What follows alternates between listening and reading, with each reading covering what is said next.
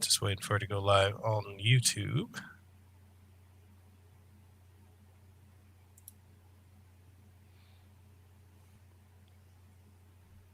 All right, and we are live. Welcome everyone to another episode of Hawaii's #1 podcast, the Kasanova Podcast. I'm your host, Mekel Kasanova, and I have the honor, the privilege to have the one, the only, the iconic, your player 2. Josh, go ahead and introduce yourself. I don't know how to follow that. When you're like iconic, I think that's incredibly high praise. But no, I'm glad to be here, man. Thanks so much for inviting me on. I'm pumped to talk about YouTube and whatnot, and it was good hanging out with you at E3, and now we're finally connecting in one of your podcasts. So I'm pretty excited, man. I know, and I don't think people realize we've been trying to get this going for a while now. yeah, we kept running into some issues. Just with conflict of schedule and everything, and my work schedule is weird because some weekends I'm on call, so it's I don't want to commit to a podcast, and in the middle be I have to go fix this server problem. Just give me 5 minutes. Right, that would be objectively terrible. Oh man, how's your day been going so far? It's been good. I actually weirdly kind of boring, but it's fun. I've been cleaning out my basement, and I've been slow. So I used to film everything in the basement for the channel, right? And then when Jason abandoned me and got married like a jerk and moved out of here, I took over his what used to be his bedroom and kind of turned it into a place where I could mainly do streaming and kind of have an office type setting, which all that stuff used to be in the basement. Now it's the basement is basically just this dumping ground for all my video game stuff, but it hasn't really been pristinely organized because I haven't been filming down there. I'm nah, that's a problem for future Josh. I'll deal with that later.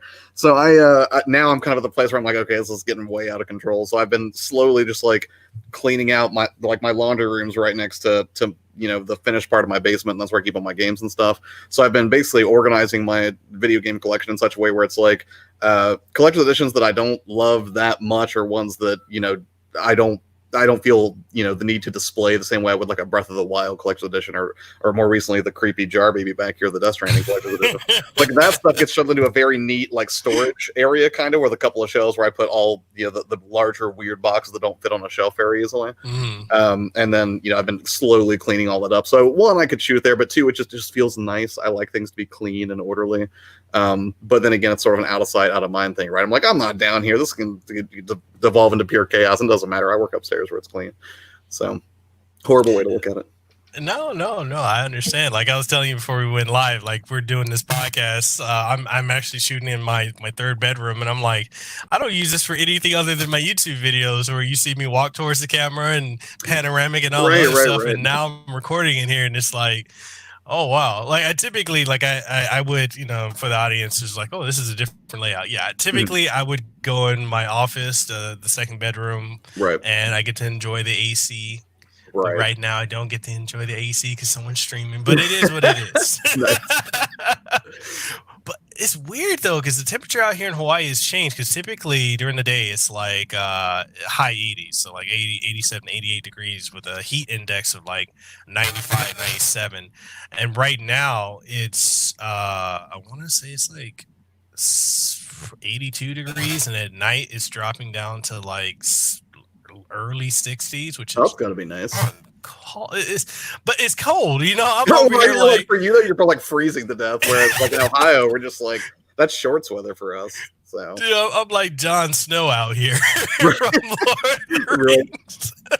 Oh man, yeah, and that's the other thing that's working in a basement is it stayed very cool, right? And I think part of me mentally, I was just man, I don't want to be a terrible cliche and just be making video game videos in my basement. That feels too on the nose. I was I'm in a guest bedroom. I'm in an office. But then my AC went out in the middle of July when we were at peak 90+ degree or 98+ degree weather.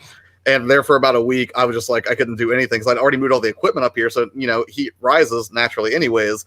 And then my AC's out. And then I've got 2 computers here. And then I've got a PlayStation running and lights for streaming. It was just burning up. That was terrible. That was my worst time on the channel trying to make content, because I was it's too hot. I'm just going to go hang out in the basement and drink lots of water.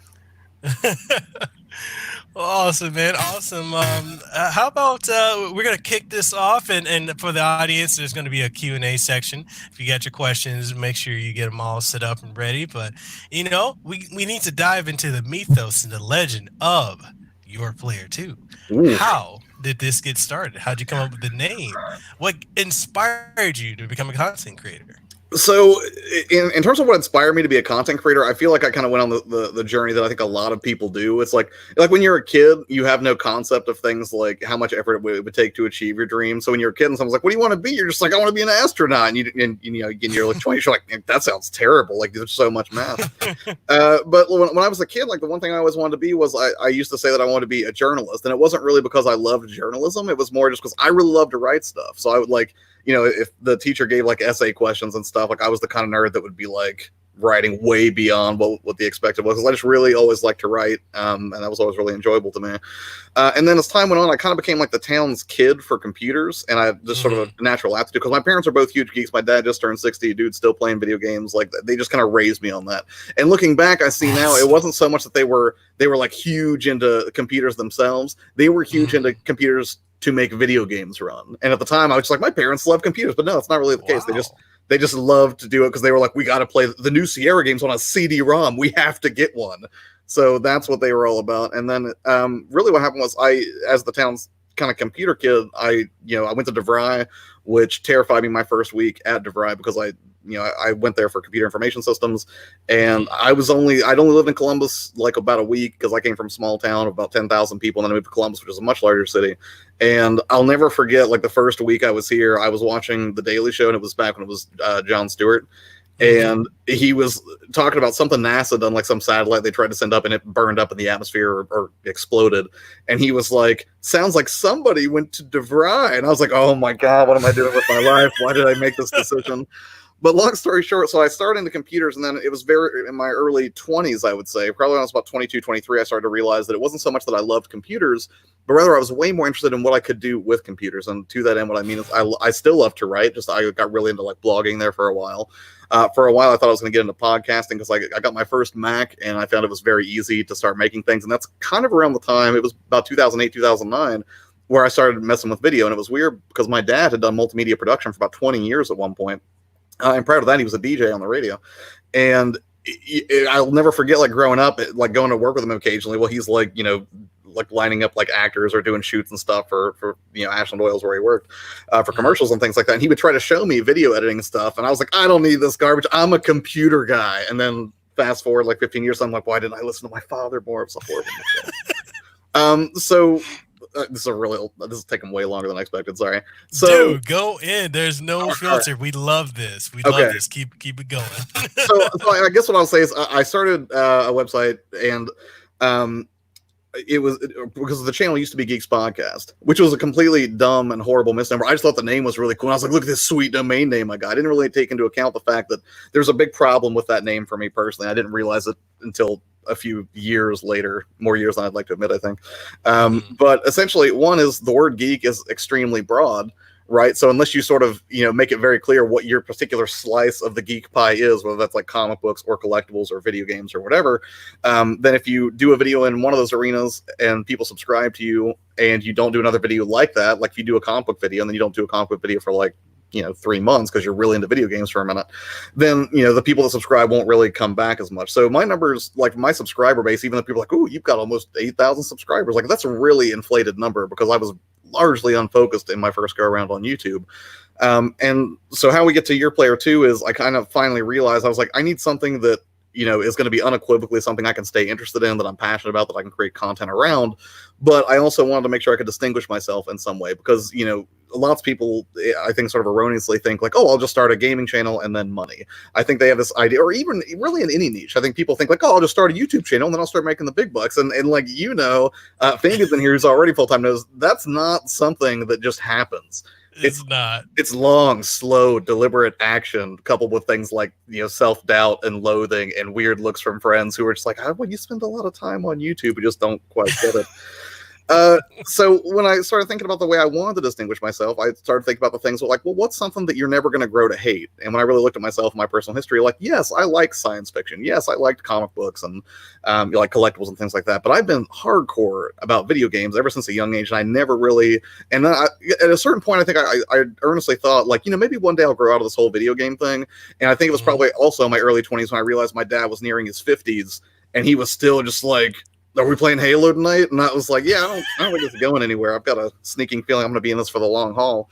So gaming was where I wanted to focus. And then the Your Player 2 name came from, I wanted to kind of convey a sense of accessibility, right? Because I feel like a lot of content creators are above their audience, or they think that in order to look the part of somebody who's successful, I think ostensibly to maybe dupe other people into believing they're successful or to get some validation, is they're like super above people. Like I don't want to say they're overtly condescending. I don't think that's the case. But what I will say is I think that sometimes, there is like a kind of a holier than thou mentality. And I think that's a really horrible idea. I just think that's a bad vibe to put out in any walk of life, but particularly on YouTube. I feel like it's really off-putting.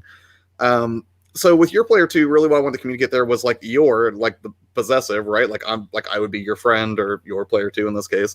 And the thought process there was that, kind of like not like an adversarial player 2 like in Street Fighter or something, but rather like like Turtles in Time or something, where you've got a second player who comes in as a support role. And so I really wanted to make content that was kind of structured around specifically like helping other people who had gaming channels. And then I kind of have been dealing with a slight identity crisis. I'm like, well, some of the videos I make don't speak specifically to gaming, right? If I tell you how to frame a shot better, I mean, you might be like a tractor enthusiast and that knowledge is still valid.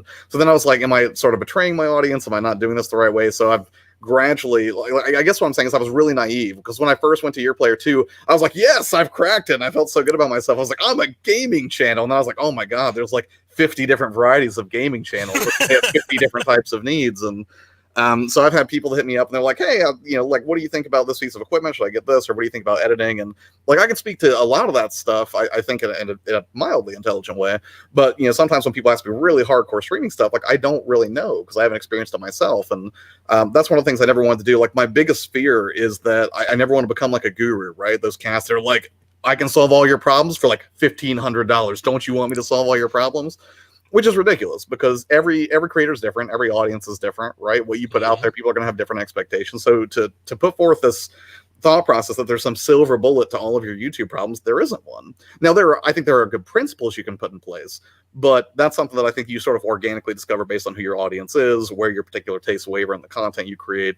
And for me, I can't speak from a position of pure authority where I'm like, if you have 100,000 subscribers, you should do this. I don't know that. I don't have 100,000 subscribers. I haven't lived that. What I can do is look at my own life experiences and the things I've learned on my own beats getting to this point in my YouTube career and talk about that and just do the best that I can. And then I always tell people, like, take any advice you get on the internet with a huge grain of salt. Take advice from me with a huge grain of salt. And if you see something I've done that's overtly wrong, please tell me. I promise my ego will not shatter under that condemnation. Oh man. Okay, I'm gonna say this. There's two things. I'm gonna touch on what Fabian said in a minute because it's funny, but I'm gonna tell you this, Josh. You're like me. We both love to talk. So go in if there's a story. I don't want you holding back. Okay. All right. Fair. Because I felt like when you started talking about Your Player 2 and how you came up with that name, and I feel like there was an in between I missed. Yeah. And I'm like. So the in-between part, are you talking about like when I made the leap from Geeks Podcast to Your Player 2, that piece? So for a while, like I actually worked with a team of friends for a while, and I lost some of those friends. And essentially what it came down to was everyone kind of had a different vision of what they wanted to do. And I kind of selfishly didn't want to go in a lot of those directions, and I wasn't willing to compromise on it. And it wasn't so much that I wasn't willing to encourage their creative outputs. I was, but I realized way too late in the game that you couldn't really put all that stuff under the same umbrella. Like you can if you're like an IGN, right? If you have millions of dollars at your disposal, yeah, you can hire experts in 15 different fields, group it all under one thing like geek or like kind of an umbrella concept. And then there are people that can continue to cater to that audience and bring traffic into a site, to a YouTube channel, to a podcast, whatever it is. But I didn't have those resources, right? It was sort of like a ragtag bunch of like misfit toys, right? Like that's what I was trying to work with. And the issue with that, and it's weird because like some of those people are still friends. I'm actually helping, one of them is actually going to be starting a new YouTube channel in the next week. And he was like, hey man, like, can I come over? Will you help me film this? And I was like, absolutely. Because the whole thing there was like, I realized we needed to niche down, and that each person would have to pull their own weight in the area that they were most excited about. But not everyone had that same, that same gumption that I do, right? And because I was all in, and because I purchased equipment and did all the stuff that I did because I loved it. I'm a huge fan of Gary Vee, and he says it best, like, because he has these, basically, if you're not familiar with Gary Vee, I'm sure you are, but Gary Vee is like an entrepreneur who started Wine Library TV back in, I think it was the early 2000s, and basically catapulted his parents' wine business from like a $2 or $3 million a year company to like a $60 million a year company. It was tremendous, and he did it predominantly leveraging the power of social media and making content on the web. So he's a huge inspiration to me. But one of the things that he does is when he goes to these seminars and he talks and stuff, he's a no nonsense kind of dude, very verbose, very to the point. And he'll have these entrepreneurs, they're like, Gary, how come my employee's not, how come he's not as excited about this as I am? Like, if you want your employee to be as excited as you are about what you're building, then you need to give them an equal share of equity in the company. Because they're not going to share that excitement if you're paying them $8 an hour, and then you're the person who stands to reap the most benefit from whatever effort you're putting in. If you want someone to share your passion, share your excitement, great, give them half of the company. Then they'll be as invested as you are. And I think that was just a crucial misstep at that point. So from Geeks Podcast to Your Player 2 is where basically originally I would have stayed on a team with a lot of those guys, but they were not interested, and a lot of them just did not like the idea of Your Player 2. They didn't like the idea of trying to basically build a solo endeavor that was focused. It just didn't work. Stay friends with some of them, not all of them.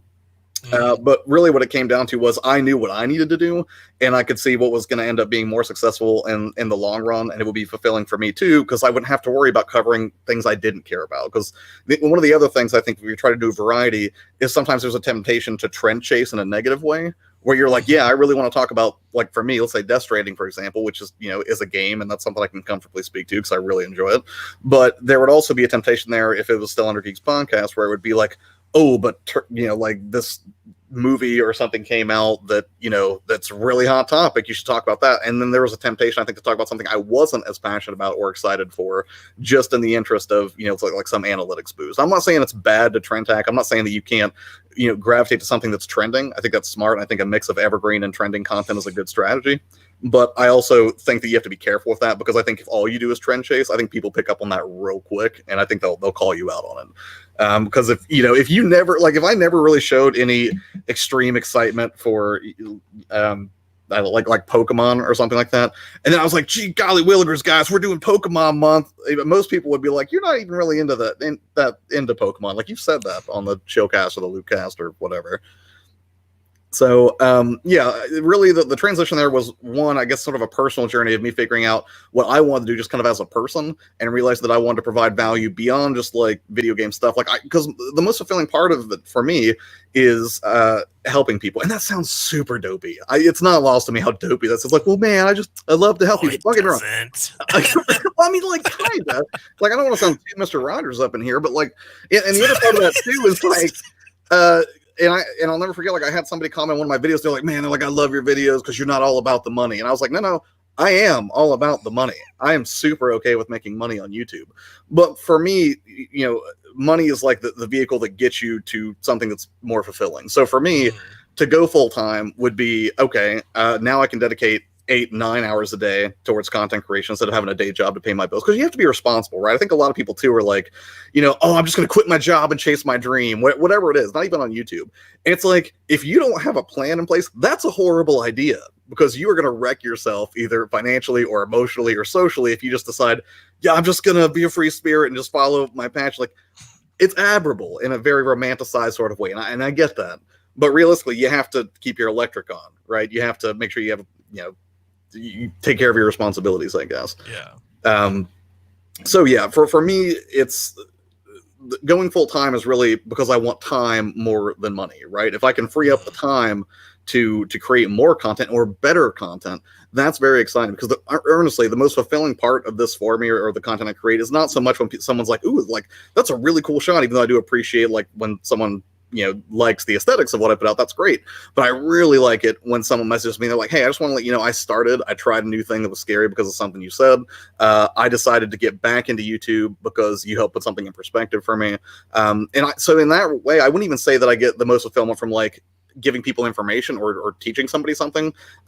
I like the feeling of encouraging somebody else, because, man, like, there's no shortage of people in this world. There's no shortage of content in this world that will just beat you down. All you have to, I mean, you can go into Facebook and see like your weird uncle putting stuff that's just incredibly disheartening, and Yeah, I think we've all got that one guy on our Facebook timeline. And it's like, you know, for me, and another reason I liked gaming in particular is like it not that there's not drama in the gaming community, there totally is, but it was a lot easier for me to sort of curate things like Twitter and YouTube with stuff that was very specific to something that I thought brought people together.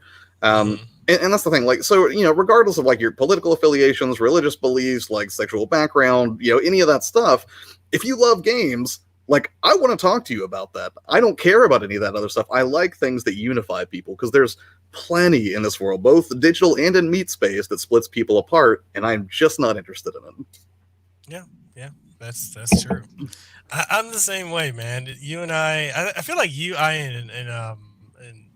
and Fabian, we're so much alike, and Yeah. it's so funny how spread out across the U.S. we are. Right.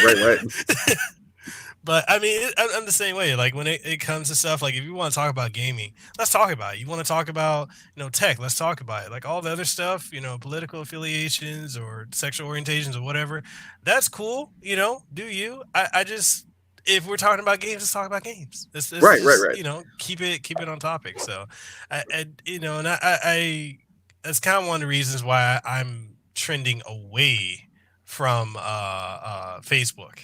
Because I'm just getting to the point where, like, my personal Facebook, I'm barely on it. And if I do anything, like, I even stopped promoting on my personal Facebook, because this crazy thing is I've got I've been on Facebook, I want to say, since 2007. Yeah. And I have about 1,000 or so people, friends. Right. And those quotes are so necessary, but yeah, I know what you mean. Like that guy I met at that one concert, but then never talked to again. Like, right. It's like you make a post on there and nobody at all, they don't check it out. And it's one of the things, like, I've been telling other content creators that I do consultations with. They're like, oh, I need to post this on my Facebook. I'm like, do you have a brand Facebook? I mean, even with that, I mean, a brand Facebook page is better than having, you know, like everything on your personal, because a lot of times people will just mute you or unfollow you, right? And they're not, you know, if they don't engage, like most of the algorithms, if a person doesn't engage, it's not gonna show up in their feed, right? And most of the people that, you know, with the exception of sometimes family, even then sometimes family doesn't care, a lot of people just don't care about stuff you do. And then when it comes to YouTube or just content creation in general, a lot of people, I know, and Fabian and I, we touched on that too. A lot of people don't get it. Yeah. They don't understand it. They don't understand why you're devoting so much time to it. They really don't. And to your point about Facebook, it's weird because that used to be like my only social network. For a long time, I hated Twitter. Like, I wouldn't do it, or I would just use it in a very chintzy, billboardy sort of way, which was terrible. And then it was right at the beginning of 2017, I want to say, or maybe it was at the beginning of 2018. I just pieced out of Facebook entirely. I just literally, like, even when 100 people show up on your birthday on Facebook, they're like, "Hey, happy birthday!" It's not that I didn't appreciate them. I just sort of decided to start keeping a distance from that platform entirely. And I literally never log into Facebook unless my mom will call and yell at me. She'll be like, "Did you see the funny thing I put on Facebook?" And I'm like, "No." She's like, "Go get on Facebook right now." I'm like, "Okay, I'll go get on Facebook." Or like my friend Justin, she hit me up and she was like, "Hey," she's like, "Did you see the adorable pictures I put up of my baby?" I'm like, "No, I didn't see them." She's like, "Well, go to Facebook." I'm like, "Okay." Like, I only go there if someone makes me do it, like there's an event or something. But it's been so much nicer. Like, I don't feel addicted to that infinite scrolling timeline or anything like that. I don't get assaulted with this range of just like borderline bigotry in some places, or just like people's extremist political views that I just don't care about. And that's been really, really nice. Like, Twitter was, when I started using Twitter the right way, it became this amazing oasis, this breath of fresh air, if you will, for my online social, because it was so much nicer to open up a feed and see literally 100 tweets in a row where someone's talking about video games, something I can get behind, and not have to worry with any of the other nonsense. And to your point, like, about not promoting on personal Facebook, I used to do that all the time. Stop doing it, because to your point, not everyone you're friends with cares about the Mega Man Collector's Edition that you picked up from 8BitDo or something like that, right? Like, a few of them will. But ultimately, I think there can be a lot of marketing benefit in Facebook. I think really what it comes down to is Facebook ads, which aren't priced as competitively as they used to be. But then also, I would say, like if you found specific Facebook groups where everybody who's in that group is there for one unified reason because of a love for video game hunting or a particular online video game where that everybody's kind of in the same headspace. But I think that's one of the things that where most marketing goes awry is people don't think about one is the context or the audience that they're speaking to, or two, whether or not they're utilizing the right format for whatever platform they're trying to push their message on. Shout out to the Checkpoint Show for the is that $10 in euro? €10 dollars?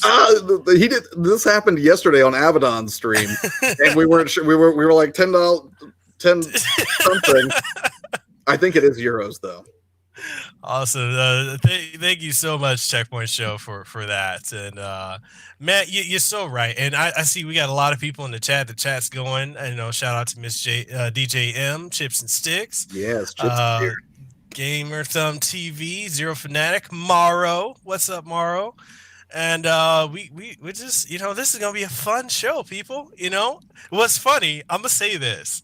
So if you subtract about 10 minutes from this entire stream that we've been going live, which is 25 minutes. Yeah, that's the entire interview I had with Kira Buckland, aka 2V from Nier, because she had absolutely nothing to say. Right. That's one problem I don't normally have, and it's weird. I'll say this too. When it comes to talking to people online like this, like if you'd asked me to do this 2 or 3 years ago, I probably would have said no. And truthfully, if you put me in like a concert situation or like at a party or someplace where I'm surrounded by strangers, I don't really have much of an issue with that, right? Like I'll just talk to random people, try to find some common ground, strike up a conversation. But for years, my anxiety would manifest as I am terrified to say anything online because I'll get ripped to shreds because someone's going to be. But that's the thing, like my flavor of anxiety is imposter syndrome, right? It's like no matter how well you do at a thing or how much you achieve or whatever, you never really believe in yourself. You always think it's just a fluke or you lucked into it, or at any moment someone's going to expose you as a fraud. Like, you don't know what you're talking about. And then I'm going to have to throw up my hands like, I guess he's right.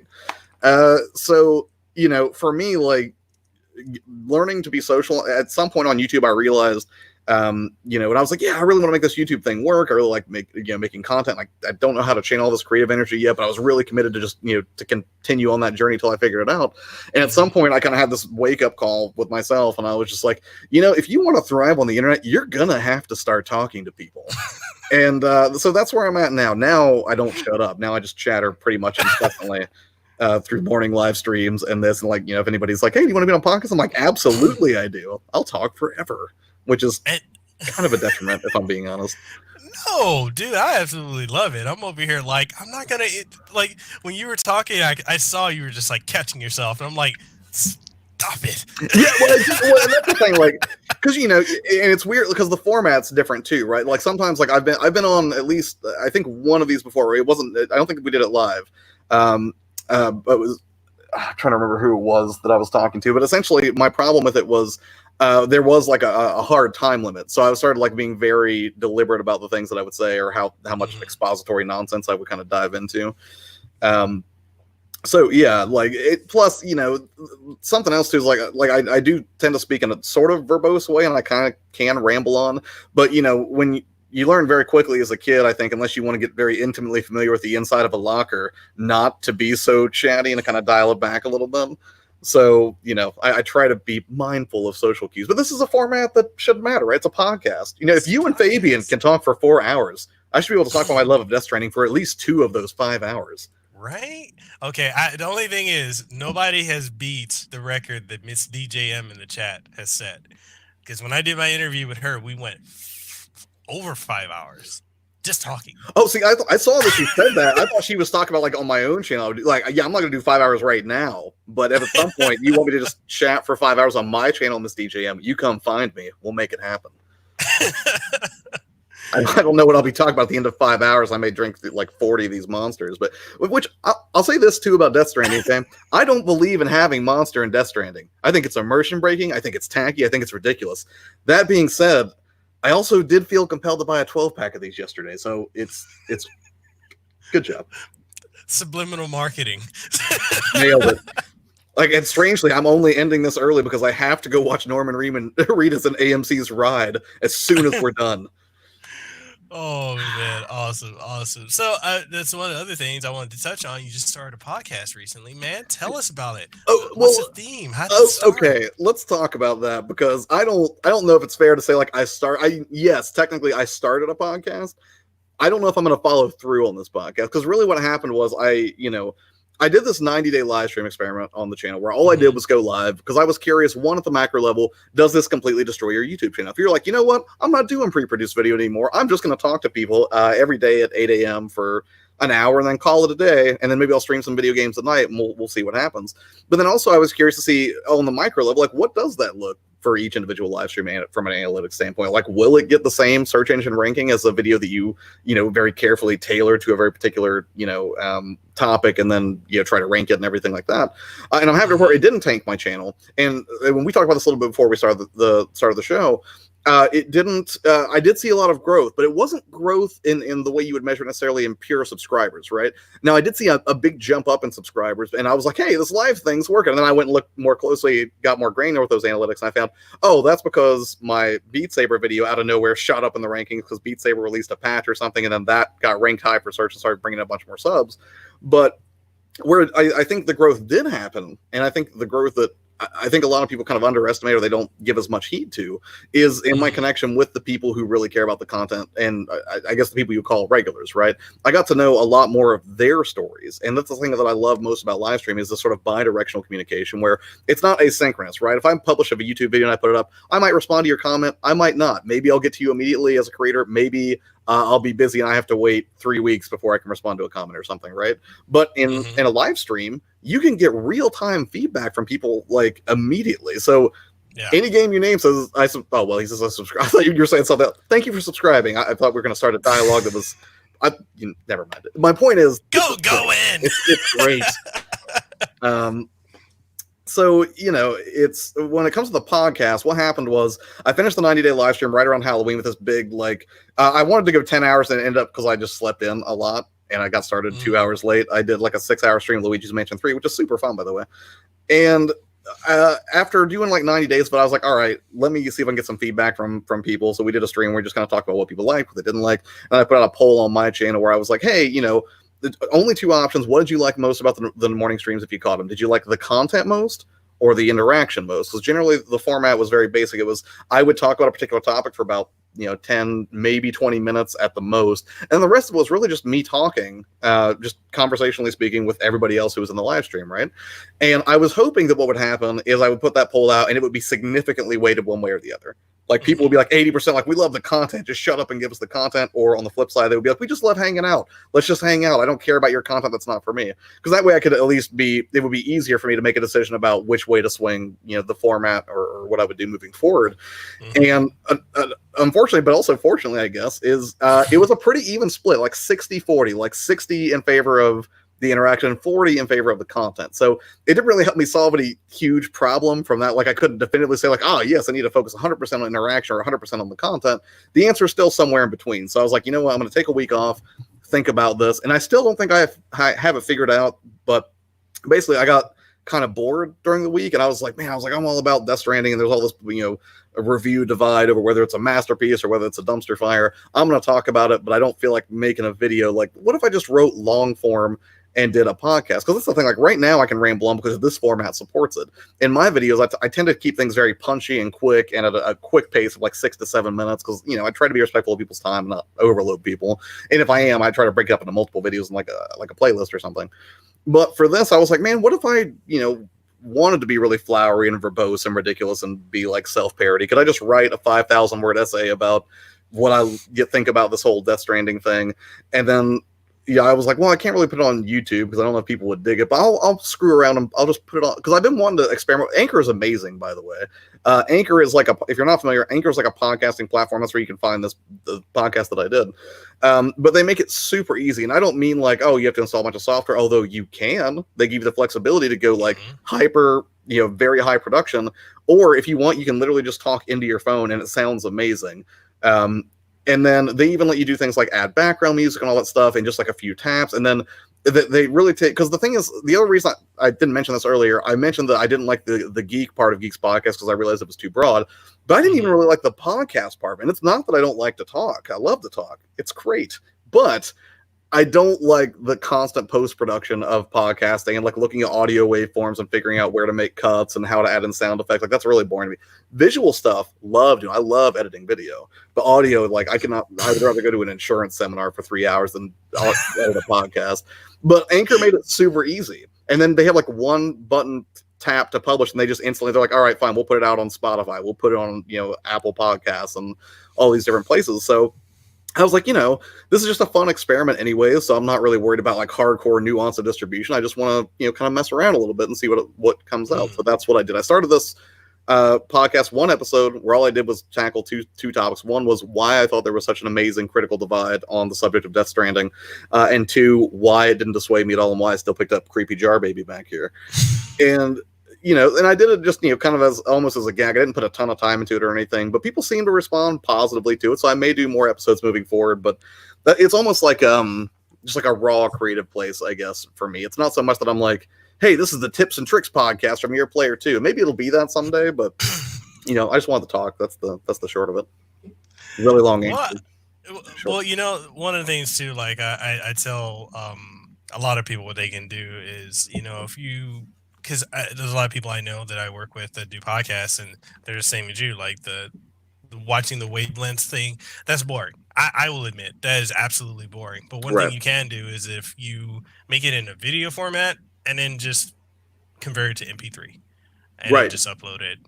One of my friends, Chris Van Vliet, a lot of you may know him because he interviews Hollywood celebrities and a lot of the WWE, and he's also with AEW as one of their interviewers. And I helped him create his podcast, the Chris Van Vliet Show. And I told him, I'm like, dude, you got amazing interviews with these celebrities and athletes. Why don't you just put that in podcast format? He's like, oh, well, I don't know how to do all this other stuff. And I'm like, well, all you need to do literally is just to convert your video to an MP3 and then upload it. Right. And he's been doing that. I think he started his podcast, I want to say like 4 months ago, maybe 5 months ago. Right. And the dude is already 5-star podcast on iTunes, on that podcast. So it's, I tell people it is, it's really like podcasting and doing podcasts and doing YouTube, because I think there's a lot of YouTubers that I personally know, and I've noticed this trend over the last year. A lot of YouTubers are transitioning over to wanting to do podcasts and not understanding it's an entirely different beast. Like, you got an entirely different demographic of people.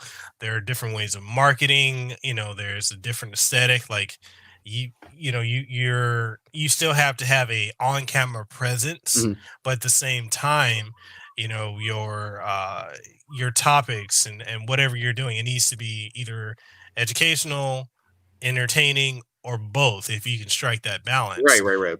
And there has to be, as far as like the length and format, like most YouTubers are like, oh, we need to hit 10 minutes at length on the video. Well, on the podcast, it's kind of like the Wild Wild West. There is no right. So it's in podcasting, I listen to your podcast. Oh, the Death Stranding one? So you're the one. No, yes. Bad jokes. I am the one. I am inevitable. I am inevitable. So and one of the things, Josh, I really hope that you keep it up, because I really think you got something amazing with your podcast. Like, you really do. It's one episode. Or are you talking about the morning stream, or are you talking about the actual podcast? I'm talking about both, fool. Oh, okay. Fair. Appreciate it. But no, specifically the podcast. I'm going to touch on the live stream in a minute. But I want your perspective. As someone who knows the podcasting world much better than I do, I would love to hear your perspective, or why you think it's something I should pursue. Because I would take that wisdom, dude. Because honestly, the way you're approaching it is it's organic. It's just you're talking about something you're passionate about. You're talking about why you can see the extremes and the dynamics of people who are either for or against Death Stranding. But I feel like you could do that with just about anything. I think you could take, like say Luigi's Mansion 3 and why you enjoy it, right? And just talk about that. And it's just, there's so much of you that comes out in that podcast. And it's the same thing I tell YouTubers when they're doing videos, like put the you back in YouTube. When you're doing podcasts, let you come out. And it's just, I absolutely loved it. So I would honestly hate to see you drop podcasting. I think you've got a very, very bright future in that. And I mean, you got me as a resource. I mean, Miss DJM, she's the co-host of one of the biggest podcasts in not only the US, but New York. And dude, we're resources. We're all in the same Discord group. So I feel like you just give me a blank check to just bug you and Miss DJM at my MC. So that sounds great. But I mean, and that's the thing. Like, I'm sure I will continue it in some form. I don't know if it would be like a weekly thing or what. Checkpoints was asking me earlier, like if I would ever have a guest on there. One of the things I did like about Anchor is like you can like just send a voice message to a show you listen to directly on that platform, and they can just add it right into the next episode they watch. I thought that was really cool. I'd never really seen that done before. But you know, like I do when you talk about putting the you back in YouTube, I think that's really interesting because one of the things that I've found is that if you make informative content, right? If I make something that solves a very specific problem for somebody, right? Like let's say, like I did a video about troubleshooting the Elgato chat link cable, right? So if you're not familiar, backstory on that is with the PlayStation 4, you can only output audio through one output at a time. So if you're sending it out to your through HDMI and you plug your headset into your controller, the audio is only going to come through there, and you can't get it out there. We're not about that Elgato life over here. Hey, I've got my AverMedia over here, okay? I don't want to hear it. I'm impartial. But at the time, what I will say is, so because of that, there was a problem where you couldn't get party chat from the PlayStation 4 using the native PlayStation 4 party chat and the game audio at the same time to go out through to be captured, just through an HDMI cable through a standard capture card. So there's this kind of jank workaround that Elgato came up with, which was the chat link cable, which it's really just like a 3.5 millimeter splitter cable where it splits the audio both to your headset, but then also sends it out so you can plug it into a 3.5 millimeter input on like a capture card so you can get people's voice and the game audio at the same time. It's an ugly workaround. Honestly, if I can fix Sony, if you're watching, if I could only fix one thing about your PlayStation 5 next year, let me put the audio out everywhere at once, okay? That was a stupid workaround, and I don't ever want to have to do it again. But anyways, what I'm saying is, if you solve a very specific, because that was a very specific problem, right? You had to be somebody who, first off, even knew what the Elgato chat link cable was. You basically had to be a content creator. You had to have a PlayStation 4 because you weren't having that problem on the Xbox. And so if I was helping you solve a problem with that, you may come to get the solution to your problem.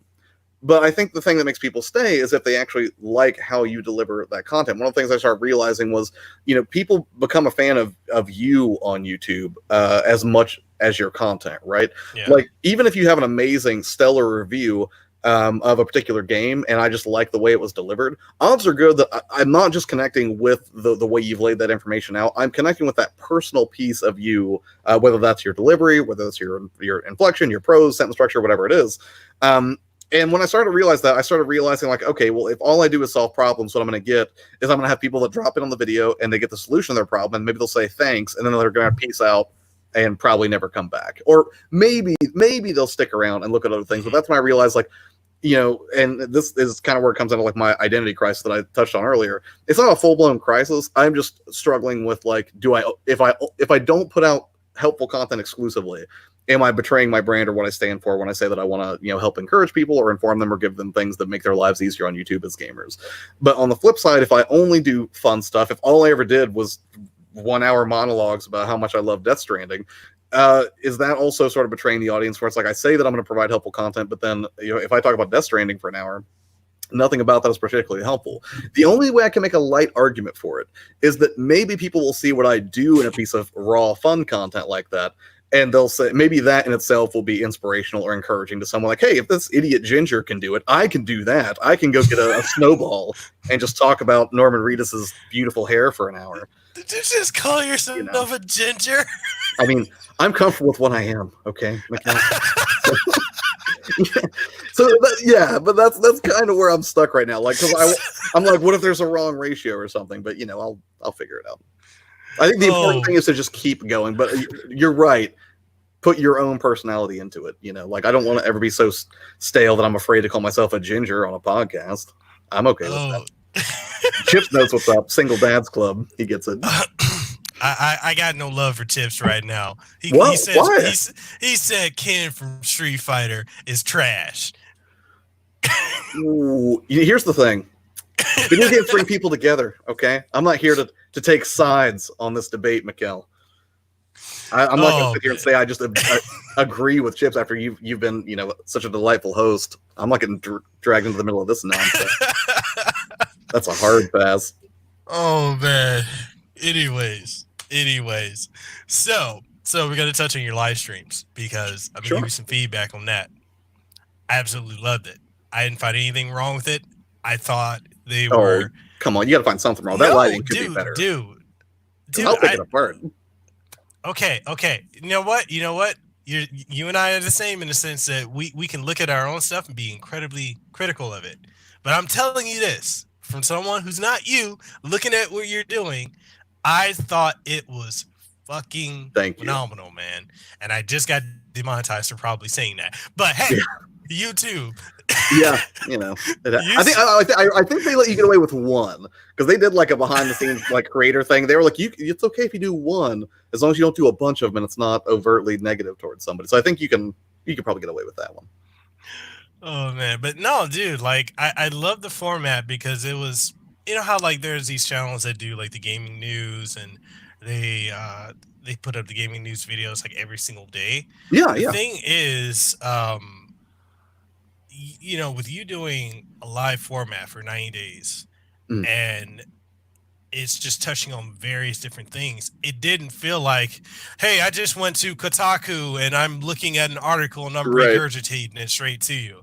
It just looked like it was genuine content, and before I left my job, because I left my job 2 months ago, before I left it, you had started it, and I would literally get up early just to watch your show. Like I'm having to get up at like 2 o'clock in the morning just to watch it, just because that's dedication. I wouldn't get up at 2 a.m. for that. That sounds terrible. Hey. Go on. That's just, you're ruining the sentimental moment. I'm sorry. Thank you for getting up early to watch. As you were, I interrupted. Go ahead. Yeah, but I mean, like honestly, I would get up early to watch it just because it was something that I literally enjoyed watching. I enjoyed the format, I enjoyed the style, I enjoyed the realness of you, the organic nature of it. And the fact that you did that, you took that risk for 90 days because you and I both know there is that prevailing rumor, if you live stream, it hurts or kills your channel. Right. And you took that risk for 90 days as an experiment and it didn't kill your channel. No, it didn't kill my channel. Now, I will say, coming out of that experience, it wasn't all sunshine and roses. Like, I loved the interaction with people, but there was, when you say, like, I wasn't just regurgitating news and stuff, like, I know what you mean by that, because there are a lot of channels out there who can do video game news day in, day out. And some of them I go to for my news rather than the original sources. I'm like, it's easier. And I think this is an example of format. And well, let me segue for a quick second. When you say that you watch it in the mornings, like I had people that were messaging me and they were like, you have to keep doing this because I listen to this on my commute to work. The Yellow Kazoo would yell at me if I didn't go live at 8 a.m. She'd be like, I got an hour commute. Where are you at? So I think also like viewer habits are kind of shifting in that way. Like some people just want to listen to stuff on YouTube. So it's almost like it's like a diet podcast in a weird way. And that's kind of what made me think about trying the podcast format to see if people would be receptive to it. But back to what I was originally saying about the negatives that came out of that is when you say like, yeah, it was original content, it was organic, a lot of it was, but it also could get really stressful because it's like you're constantly on like a daily deadline to be like, what am I, in some cases I would have like a backlog of things that I was going to talk about. I'm like, okay, I can go through these. And then sometimes just like anybody else, I would get sort of stuck in a creative rut where I'm like, I have no idea what to talk about tomorrow. But I don't know about you, but for me, whenever I struggle to come up with ideas, it's usually the harder I try to think of them, the more it eludes me. But then if I just relax and give myself some mental and emotional margin to just go play a game or just wander around and not think, oh my God, I have to come up with content, that's usually when the best ideas tend to manifest. So yeah, that in that regard, it was a little bit stressful. And one of the things that I think made it less stressful, and I think it was Chipz in the chat who had pointed this out. I think it was Chipz. It might have been somebody else, or it might have been Chipz and somebody else. But they basically said, we like the stream, but you don't necessarily have to do tips every single day. Like you could ping pong back and forth between just like, if I just wanted to do, I can't use Death Stranding anymore. I got to come up with a different video game to reference. If I want to talk about Link's Awakening one day and just, kind of talk about that for an hour and get people's thoughts and kind of, do a morning stream where I was like, hey, let's all talk about our first Zelda game. That could be just as valid to a lot of people as if I was like, hey, here are 5 ways to find cheap lighting solutions for your next YouTube video or something. And I think that almost like getting that permission, I think from a viewer made me feel a lot better about it, because if you don't communicate with your audience, everything's just like this internal speculation, right? You're just sort of guessing at what you think's going to work. Now, granted, I think there's like some compromise there, right? I don't think you should be 100% audience driven, but I don't think you should be 100% selfish either. I think the answer is somewhere in the middle, because if the audience drives your content, but you hate that content and you just do it to please them, then you're going to burn out super fast, I think. But then if the only thing you ever do is focus on yourself and the things that you love, then I think your audience can feel kind of isolated, right? If you never listen to feedback or you never take what they have to say seriously. I forgot where I was going with this, so keep going. Just keep talking. No, I just like, it's long story short, I love the experience and I'm going to continue those morning streams. I'm probably going to take that advice and go back and forth between, just relax, chill, game discussion. I'll probably talk about certain news bits when they come up. But what I'm not going to do is I don't think I'm ever going to like start a morning podcast where I'm like, here's 5 articles from, like you said, like Kotaku or IGN. Let's just name them all off. I think that would get really boring for me. I don't think I could do that. And that's not a knock against the news channels, right? I mean, like, they love it, and some of them are a valuable source of information for me, because I'm not going to read these articles with my eyes. You tell me that while I'm playing a game or something, and you tell me what it says. But I do think that I could take like Google Stadia, for example. That's going to drop. That's been another polarizing topic among gamers. I'm pissed off because they won't send it to Hawaii. Right. We're in the wrong country. I'm like, yep. I knew that you had some grievance with Stadia, but like when that comes out, like I pre-ordered mine mainly because it's just raw curiosity, and I kind of respect what they're trying to. And I think the big selling point for Stadia is that it's going to be better. I think it's going to democratize content creation even more, because I know people right now. Like I have a buddy who I work with at GameStop, because I did start working at GameStop seasonally, and he was like, man, he's like, you're streaming on YouTube, right? And I was like, yeah. He was like, how do I do that? And I was like, you could just do it natively from your PlayStation 4.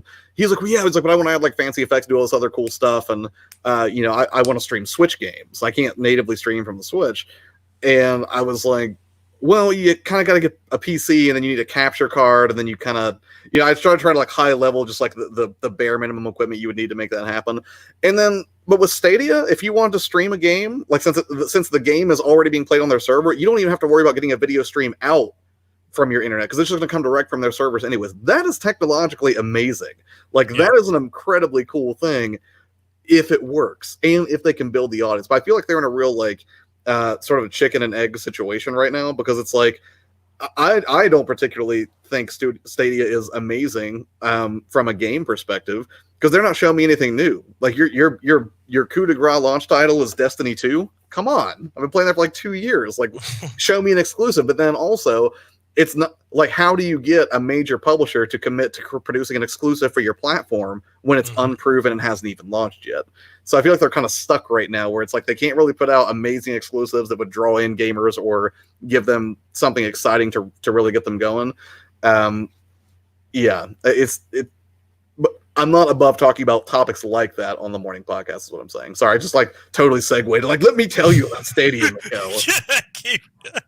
Keep going, dude. The thing is, like, and I've reached out to Google before. I've got some connections in it with Google, and I just told them, like, look, the only reason I'm disappointed is because I can't get it. As a tech head, and I think this is something you and I would share in common, we like new tech. Yes. And it's the idea. It's new. Let's talk about it. I mean, yeah, we could dive into, how, you get the content creators and journalists who are saying they hate it because of this, or they don't want a digital future or streaming future. And it's like, okay, we're heading towards that. It's just a question of when. Right. But the reality is, as tech heads, we're curious about it. We want to know how this works. Like, and that's where I'm at. And I'm just frustrated. And I share that with Google. I'm like, look, if I can't order it now, the infrastructure is not here in Hawaii. I get it. You know that I'm not gonna cry over that. But don't tell me I'm in another country. My country's not right. Just like that's a little over the top. God. But anyways, yeah. One of the things I really want to touch in, since we're coming up on the 1 hour mark, I know we're shooting for the marathon of 5 hours. We'll see. I've had a lot of Monster today. But one of the things I really want to touch on with you, and it's something that I think you are really phenomenal at, is your cinematography and your videography. Like, were you self-taught? With the exception of, like, you were saying, like, how your parents knew how to do all this stuff too. Like, did you just go under their wing, or did you wow, Fabian said your blood is comprised of energy drinks. He's not wrong. It's bad. Like, my dad yelled at me yesterday. He was like, "What do you have, like, getting energy drinks?" He's like, "Could you stop that?" He's like, "You're getting closer to 40 now." I'm like, "Yep, thanks for that, genetic precursor." That's unsettling. Dude, what's so funny is how, and I know I'm completely segueing here, but no. you know how, like, when we're in our 20s, like, 30 doesn't seem like it's that old, and then when we hit 30, we're like, fuck, we're closer to 40. Yeah. I think it's like literally like the second after I realized, like, yeah, I turned 30. Like, in that moment, I also realized, like, you're closer to 40 than 20 now, and I was like, oh god, right. Everything's fine. This is fine. Like, it's upsetting, but it's weird though too. Like, you see, like, certain celebrities that are up in their late 30s or 40s. Like, Ryan Reynolds is in his 40s, isn't he? Mm-hmm. Gotta be.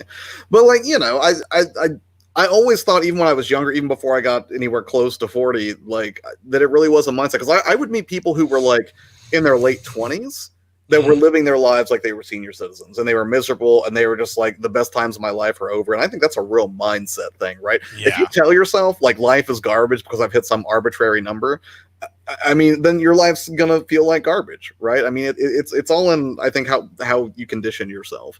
If you surround yourself with a bunch of people who are, of a particular age, and they're constantly just making jokes like, my life's over. Like, I'll make them occasionally, like, in a self-referential, like, sarcastic way. But if you legitimately surround yourself with people of, like, just a really negative Debbie Downer mindset, when it comes to age or something like that, like, you're going to start feeling pretty crappy about yourself. But, like, I don't, aside from a neck problem that I developed, which apparently is some degenerative disc disorder I have between my C6 and C7, I don't feel any different at 35 than I felt when I was 17. Like, a few more pounds, not a lot. Okay, I'm still pretty, but mostly I feel all right. Like, I'm still pretty. Yeah, like, I don't like, I just start, like, break down crying in the middle of the podcast. Like, he was not kidding about that identity crisis. Dude lost it on the Mekel show. But, like, I think that, a lot of people exaggerate, and it's probably a coping mechanism, right? Like, nobody likes to think about, like, getting older, and what all that entails is, your body starts turning on you and stuff. But, I think it's all a matter of perspective. I'm a very glass half full kind of guy, if you haven't noticed.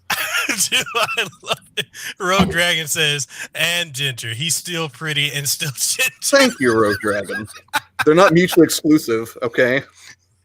Oh my god! No, it was so crazy. Is like, I know people that are in their 20s that do the same thing. Oh, I feel so old. I'm like, how old are you? They're like, oh, I'm 22. Yeah, like, Checkpoint's in here. He's like, I'm 24 and I feel old. Sorry, guys. You're not old. Get the fuck out of here with that Checkpoint. And I don't mean that like some dismissive, like, you have no wisdom child sort of way. I just mean, don't sell yourself short. Seriously. What's crazy is, how, like, I went to Hawaii Con to speak on a panel and do some interviews and stuff. So when I met Vic Mignogna, that dude is about to be 60. Right. And seeing him in person, he looks like he's, like, late 20s, early 30s. Right. I was like, when I was sitting and talking with him, I'm like, you're how old? He's like, yeah, he said, I grew up in the I grew up in the 50s. I was like, you're like, this is crazy. Yeah, it's weird, but, like, and again, like, even, like, my parents, like, they're a real weird dichotomy. And, my mom is a very just not. She's somewhere just shy of control freak. Like she's very focused. She has to have a plan. She's just very torqued up. My dad, like, dude's just calm as a Hindu cow, right? Very relaxed, very chill all the time. He doesn't know how to really flip out. Like nothing seems to rattle the guy ever. Which is cool because I got to learn how to kind of not sweat the small stuff from dad, but then also I'm pretty sure I inherited all of the anxiety tendencies from my mom from a very weird combo. But like neither of them, despite the fact like my dad's 60 and my mom, I want to say she's 56 now, I think. But like neither of them, like it's so weird because like they'll hang out with people who are like demonstrably like 5 or 10 years younger than them, but they look, sound, and act like 10 years older than my parents are. Like my parents are just very like young at heart people. Like they just like even when it came to what was it? Outer Worlds came out the other day. My dad's not calling me like, well, my diabetes is acting up. He'll just call me and be like, are you getting Outer Worlds? I got Outer Worlds. Are you getting Outer Worlds? Like, yeah, I'm getting Outer Worlds on Game Pass, you scrub. But nonetheless, he's okay. Your dad on PS4. Dude, your dad is awesome. He's a trip. It's kind of like how my mom is. She just turned 68. She doesn't look like she's in her 60s. She looks like she's in her like late 30s. Yeah. And it's so crazy because like when I walk around, people are like, "Oh, is that your older sister?" Like, no, that's my mom. Nice. I'm sure she's thrilled at that, by the way. But it's just crazy, man. When you think about it, like the whole thing about age and your mindset, it really is, I think, for a lot of people, they're young and it's really a mindset. And one of the things that since I turned 30, I made the determination that I was going to, I'm 31 now, going on 32. But I made the decision that I was going to no longer surround myself with negative people. I was going to surround myself not with because that's there's liberating. 2 types of negative. It really is. It really is. But what I've come to learn from removing myself from negative people is they come in 2 different flavors. There's the depressive negative person / pessimistic one, right. And then there's the fake positive person who's kind of negative. And there's a lot of people like fake positive, like sort of two-faced. You mean like? Yeah, the ones that always preach positivity, but they're not really about that life. Right. You know what I mean. I've heard rumblings. Yes. So like what I've done is like it's so funny.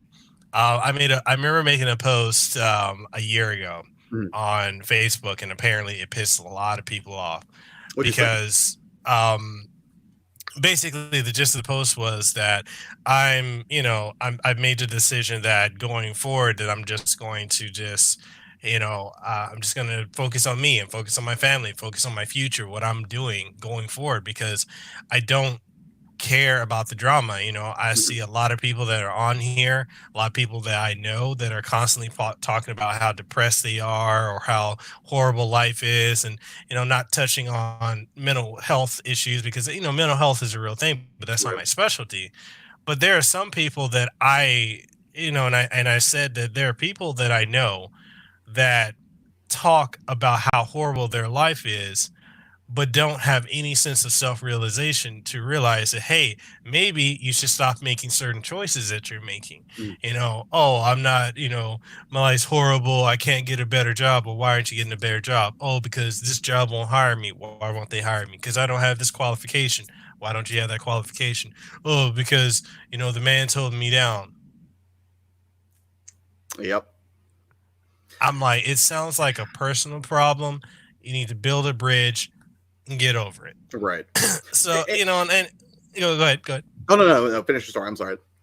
No, I was going to say, and what I went in further, exposition on it and just said that, like, look, a lot of you guys are incredibly negative, and I'm not trying to put anyone down, but I said, my life is good right now. I said, I got my wife, I got, my health, I'm at the time I was 2 years in remission from cancer. I'm like, I'm lucky. The odds of someone surviving colorectal cancer is incredibly low. And, I say I survived that. I beat it. I'm in remission and got a wife, got a house. I'm doing well. I don't need negativity. Right. You know, and a lot of people I used to run with because, you know, I used to be a club promoter. I used to be out drinking at the bars and all that stuff. And like now I'll drink wine or a beer here and there at home, but Right. like going out, partying, all that stuff, getting fucked up, that I'm like, I don't have time for that. There's nothing positive coming out of that. Yeah, it's I don't know. That's one of the things that I'm trying to think. Like, you maybe think about like 3 or 4 different things just there, but like I will say that like Go for Gary Vee was talking about one of the things is like people will basically like spend money that they don't need to just like floss to impress people they don't even like that much. And I think one of the things that sort of leads, I think, to depressive tendencies, especially when it comes to social media, Facebook in particular, because Facebook is so like you know, Twitter, you know, like you're way over in Hawaii, right? Most of my Facebook friends are people I've know and have met in real life or in meet space, if you will, right? And one of the things about social media, like it's our natural inclination, we know all eyes are on us, is to sort of, you curate. And what you're getting is you're not truly getting a look at a person's life. What you're getting is this curated, edited highlight reel of their life. And if you, I think if you subject yourself to that over and over, and I think because human beings are naturally kind of wired for comparison and keeping up with the Joneses kind of mentality, Facebook takes it to the nth degree in a timeline that will scroll forever if you just keep scrolling down, right? It's terrifying. And, you know, I think that it's so easy, like, if somebody's already in a place where they're like, man, I can't get a job, or I can't do this thing with my life that I want to, and then you're spending like 6 hours of your day scrolling through somebody's highlight reels for all these people in your immediate circle of friends or people that you know growing up, like friends and family and whatnot, and you're just bombarded with positive imagery from people like, look how great things are, look at little Johnny, he's learning to walk, and all this stuff. Like, I can see how that would do a number on people. But you're right, though, when you talk about stripping out toxic people, I have no issue with that whatsoever. And I would, and that's the thing, like, it's not always easy, because sometimes that toxic person in your life is your mom. It's your sister. It's like your brother. It's somebody who's really close to you. And I wouldn't say that I advocate necessarily for like cutting people out entirely. Now, I personally do it. It's ruthless, and I'm not overly proud of it, but I've gotten really good at it. But I'm just saying, like, sometimes somebody just has to go. But when it's somebody close to you like that, it's not even so much that you have to cut them out entirely, but limiting the amount of time you spend with that person is probably something. It's probably a good idea, right? Because, you know, it's, again, I always go back to this example. Maybe it's cheesy, but, you know, whenever you do that airline safety thing, whenever the plane's about to take off, they always tell you to put the oxygen mask on yourself before you try to help other people. I think the same thing is very true of our emotional health, right? You may want to help your depressed friend. You may want to help somebody who, you know, feels down on their luck, or, you know, is just overtly toxic. But if you can't protect the asset and take care of yourself first, you're not going to be in a position to help other people. And the truth is, you know, negative people will drag you down faster than you're going to be able to pull them up. It's very rare that I've even seen the latter happen. One of the things that I've found, or one of the ways I try to conduct myself in life and online, I don't always hit the mark, but I try to, is I like to be absurdly nice to people, even people I don't necessarily agree with or have views who are very contrary to my own, because I gain nothing by getting into internet arguments in most cases, right? I'm never... like, my self-worth isn't determined by whether or not I convince you that Death Stranding is an amazing game. You can sit here and tell me, like, that game's garbage and I hate it. And I'll be like, that's cool, man. You want to get a pizza? Let's find something we can agree on. Like, I don't mind if we have disparate views. But your mental Aikido is very strong. I'm just saying, like, life's too short, man. And I see people get all up in arms, and I see the kind of drama that unfolds, particularly among toxic individuals in social spaces. And I'm like, this is the kind of stuff I don't like in real life. I don't like it in my personal, you know, like Facebook feed either. And I think making that decision, I think it's a sign of emotional maturity, really, to say, hey, this makes me feel bad.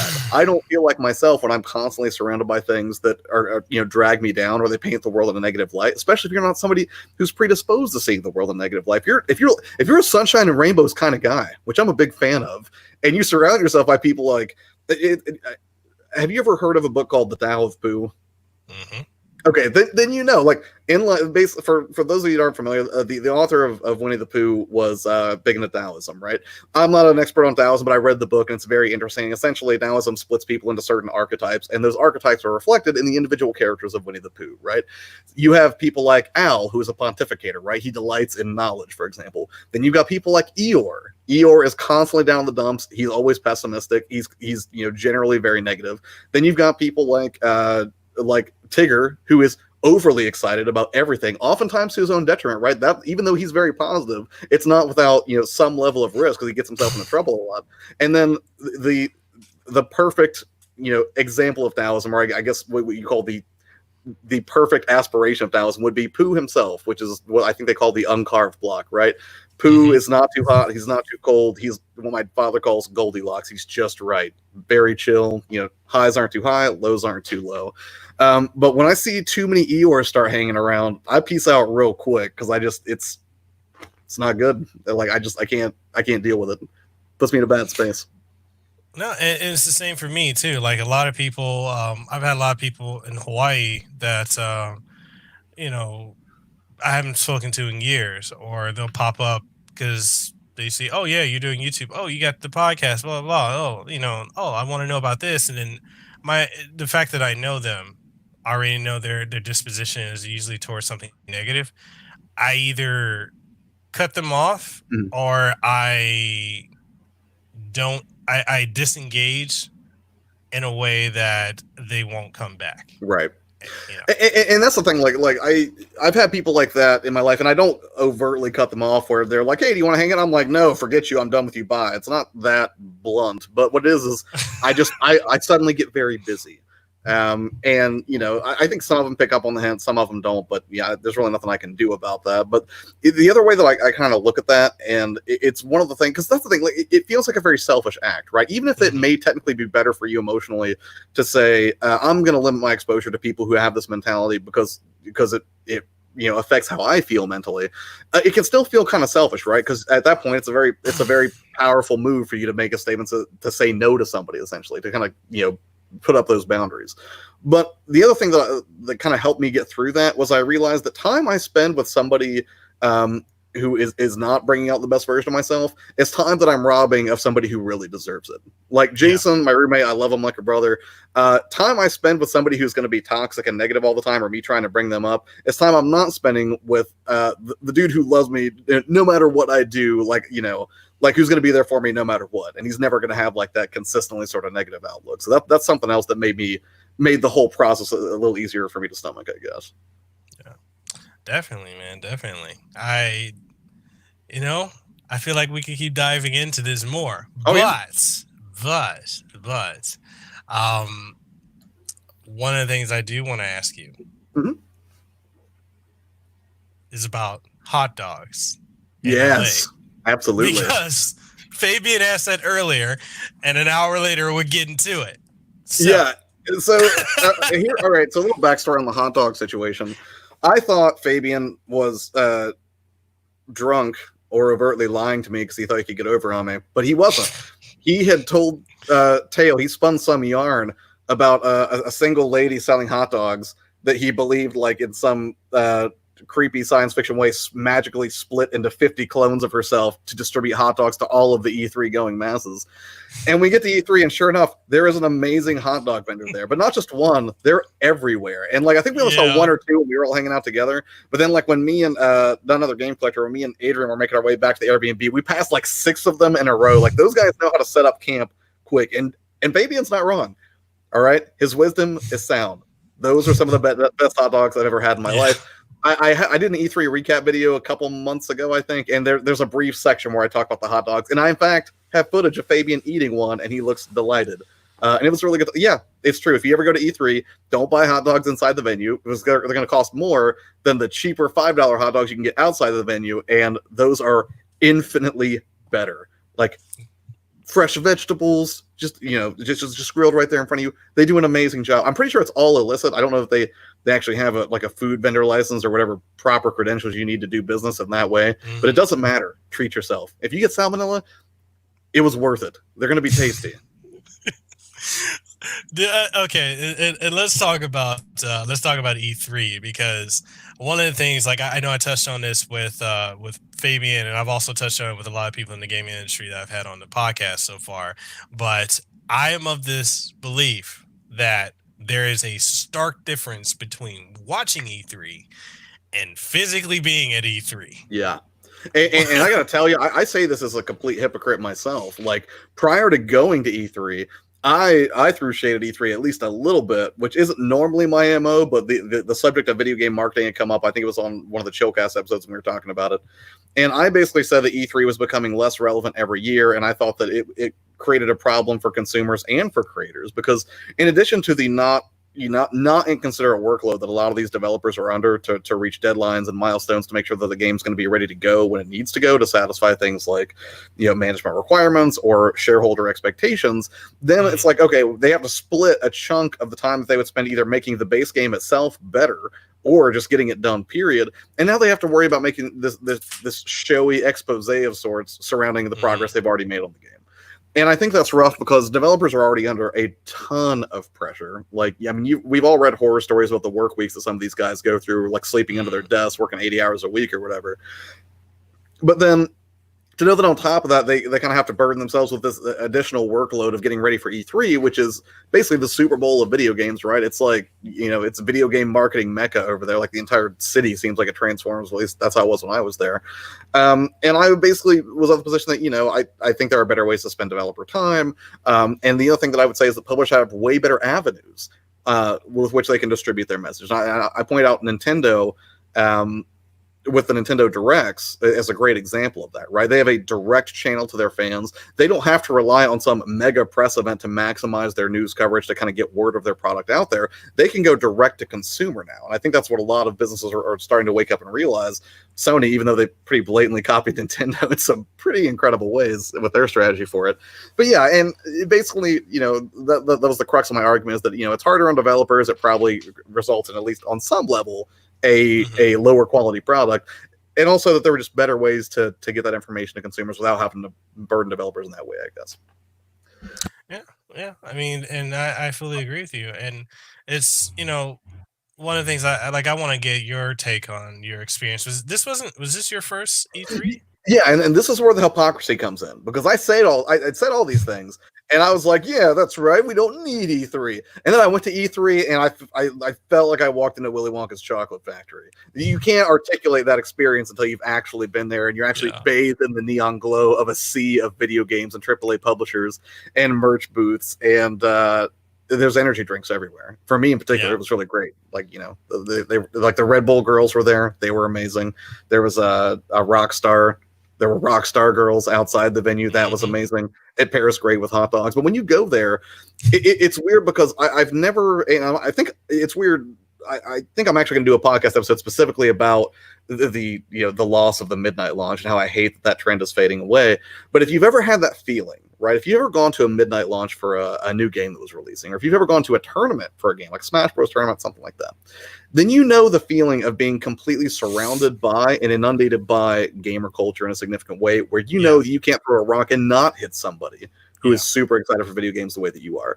But then you take that to the extreme of 40,000 people going through it there every day. Are those numbers right? And you're surrounded by it at a scale you've never seen before.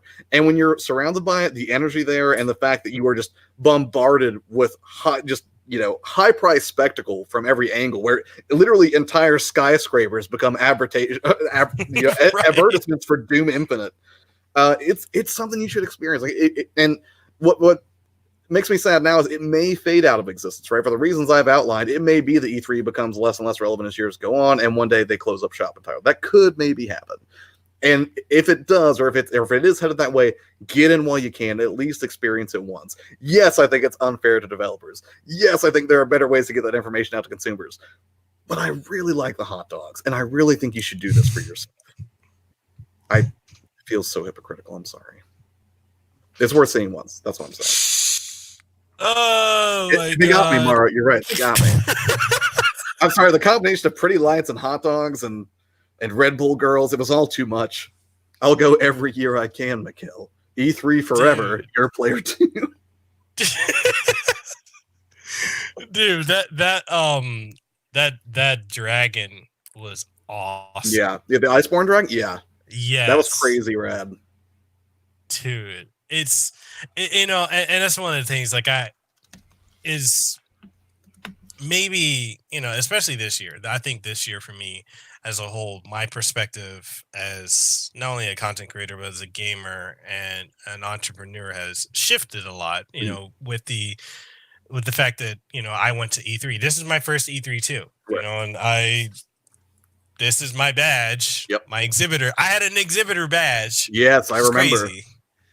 So it's like being able to go to E3, being able to sit and talk with people in the industry, and understanding that they're on a completely different aisle than us as a consumer. So this is why, Right. like, when before I used to have the same mentality you had, like, okay, E3 is irrelevant, blah, blah, blah. I was the same way Mm. until I went, and then I got to experience it, and then I built connections, because I think E3 also, if you're a content creator, and even if you're not a content creator, if you're a gamer, it is a very opportune time to market yourself Right. Yeah. and make connections and understand, for like, really, for me, like, the things that we can get together as gamers and hyperbole about things that we think are going on in the industry.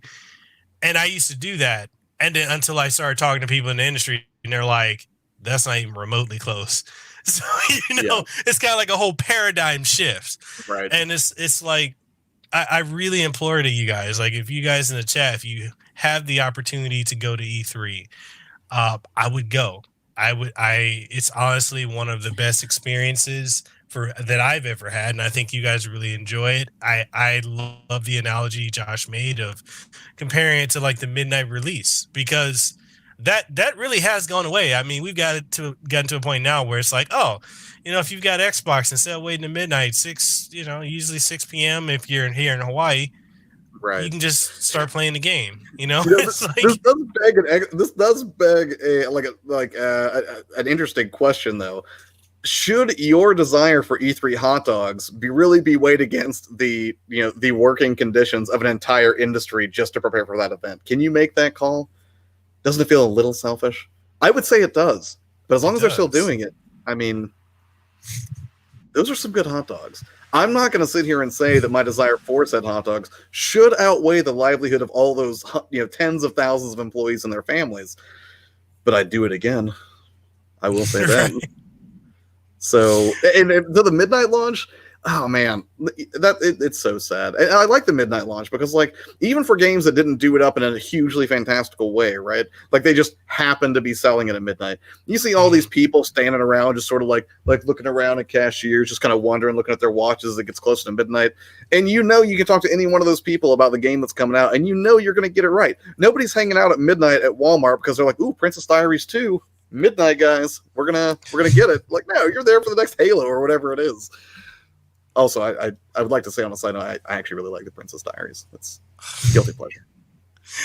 So it's kind of crazy how you, myself, Adrian, Fabian, and even Miss DJM, we were all at E3 this year.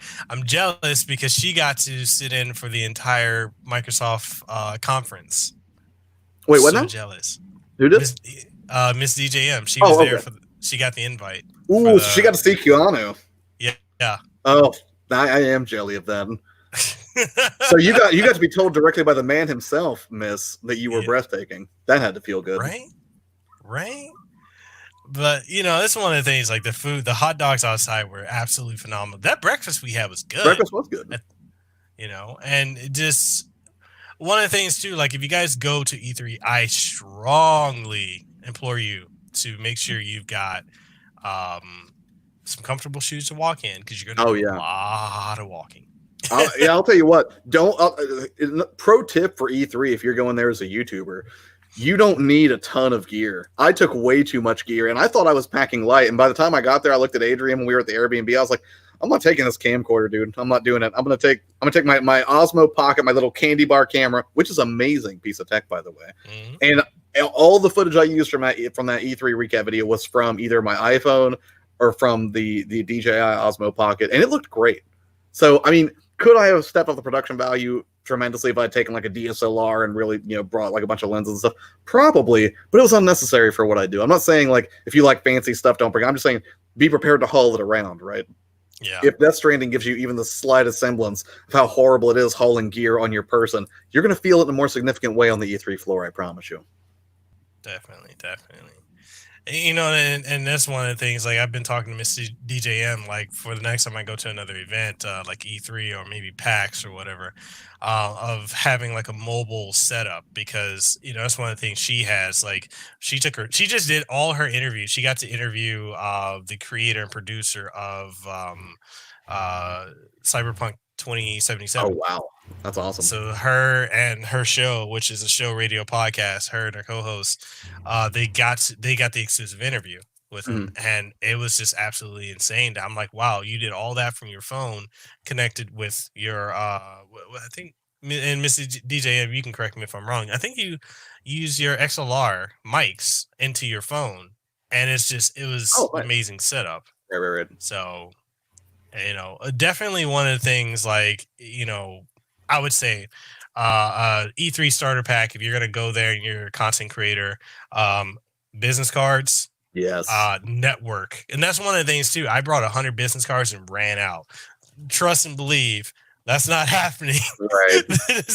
I bought like about 3,000 business cards. You need to have business cards, talk to people who are in the industry because you never know where that's going to get you. You never know how that's going to be able to positively impact you and your brand. Right. Because one of the things, as a content creator, a lot of people have this misconception that you need a bigger YouTuber to shout you out so you can get growth and traction on your platform. The thing is that, that doesn't always work. Sometimes it doesn't work at all. Mhm. What I have noticed is if you get in with a company, you've got a machine behind you. Right. Like the shirt I'm wearing now. This is one of my sponsors, Insurgo, which Mhm. they do stuff with Capcom. Right. So I've got Insurgo behind me. I've got Capcom behind me. Since I befriended Kathy Cackley, I've got Bandai Namco, I've got Nintendo, I've got all these companies behind me. And it's like a lot of people look at me like, oh, you only have 11,000 subscribers. I'm like, yeah, but the number doesn't matter. It's Yeah. the fact that I have built and curated these relationships Right. with these companies. And Oh, I'm sorry. no, go ahead. No, I was going to say to your point, like that's one of the things that, and I think one of the morning live streams was about chasing the numbers because so many people get wrapped up in things like view count, subscriber count, and all that stuff. That's really all they see. But again, it's like subscriber count is not it's not the end all be all necessarily. Like you can buy subscribers, you can you can create videos that get you subs rapidly that are targeted to do that. Like, hey, if I'm doing a giveaway, if you subscribe, you get a chance to win it. I mean, you can pump your numbers real quick, but not all subscribers are created equal, right? You can have valuable members of your audience, people who care enough, like that, for me, like in the channel here, like Fabian or Mara or yourself or anybody else who I know from the Your Player 2 channel, that I know these people, right? And you start to develop a relationship with them, and you build friendships with people online. But it's not the same thing as like I've seen people have 100,000 subscribers and like they get no comments, their content doesn't go anywhere. And the other thing too is like a lot of people will say, "Oh, I want 100,000 subscribers," and I'm like, "Okay, what then?" And they're like, "What do you mean?" I'm like, "What happens at 100,000 subscribers?" And they're like, "Well, I don't know." I'm like, well, you should probably think about that before you tell me you need 100,000 subscribers, because if you get to the point where you're playing at 100,000 subscribers or more, and you don't have an idea of like, what are the revenue streams that I've set up, or how am I positioning myself as a brand, or what is the long-term legacy that I'm looking to build here, or what's my ongoing value proposition? I mean, you might get a fancy plaque, but that's about all you're going to get. I mean, you really need to think about that kind of stuff. That's another reason that when we were talking about being toxic, sadly, and I mentioned this earlier, even though we play in the video game industry in what is essentially a very playful space, it's not immune to drama. And in fact, there's tons of drama in the gaming community, whether that's like breaking policies from AAA publishers, the way something gets mishandled like Blizzard did, or just beefs that YouTubers have with each other. I mean, there are so many different just dramatic things that kind of pop up. And I always advise people like not to get mired in that sort of stuff. And one of the reasons that I say that is because of kind of what you've outlined here. That is, you never know if the first person who's going to watch your video, you never know if the first person who's going to see that tweet is going to be like, the head of marketing for Nintendo or some other major industry contact. And if the first exposure that they have to your brand is you tearing apart some other company or just starting random fights when you don't need to, or just getting, sort of embroiled in these squabbles with people that are completely unnecessary, they're not going to want to do business with you. I'm not risking my brand's reputation on somebody who's a loose cannon or somebody who's going to throw people under the bus every opportunity. I just think that's incredibly bad business. I'm not saying you need to go into your YouTube channel with the mindset of just like, the most efficient capitalist imaginable. But if you can hold yourself back or make some good choices, you will probably open more doors of opportunity for yourself if you can refrain from doing those kind of things. No, it's absolutely true. And that's one of the things, like, okay, we can dive into that right now. The business aspect of being a content creator and YouTuber and the marketing behind it, because that's one of the things that I see a lot of content creators, they don't understand. They really don't get to that part, that you never know who's watching. And from all the industry people that I'm friends with, I've interviewed and talked to, they are always watching. When you tag a company, someone looks at what you post, right? And you could bash a company. Like, I know there are YouTubers that like to bash Capcom or bash Nintendo or bash Microsoft. That's kind of the bandwagon thing now, is to bash anything Xbox. Mm-hmm. And then they want to review something or work with a company and then don't understand why they get denied. What they don't understand, and this is something I want to clue the audience into, the gaming industry, just like the tech industry, it's big, but it's small. Right. Everyone knows everyone, or it's a method of 6 degrees of separation. Mm-hmm. You badmouth one, somebody knows, if right. not everyone. And it's real easy to get blacklisted. And so you got the people who are just wild cannons, and some people say, oh, I just want to be real and be raw and say this. You can be critical of something in a respectful, creative, constructive criticizing way. Yeah, absolutely. So, you literally just took the point right out, because I was about to say, like, a lot of these people who are just like, no, I'm just being real, I'm just being authentic. You can be real and authentic without being a jerk. You can provide constructive criticism without being a dickbag about it. There are ways that you can deliver this information that does not, make you look like a chump. And one of the best ways you could do that is to just be honest. But one of the things I do with criticism, especially for games, right? Because first off, if I'm somebody who's like, man, how come I'm not getting more review codes for publishers?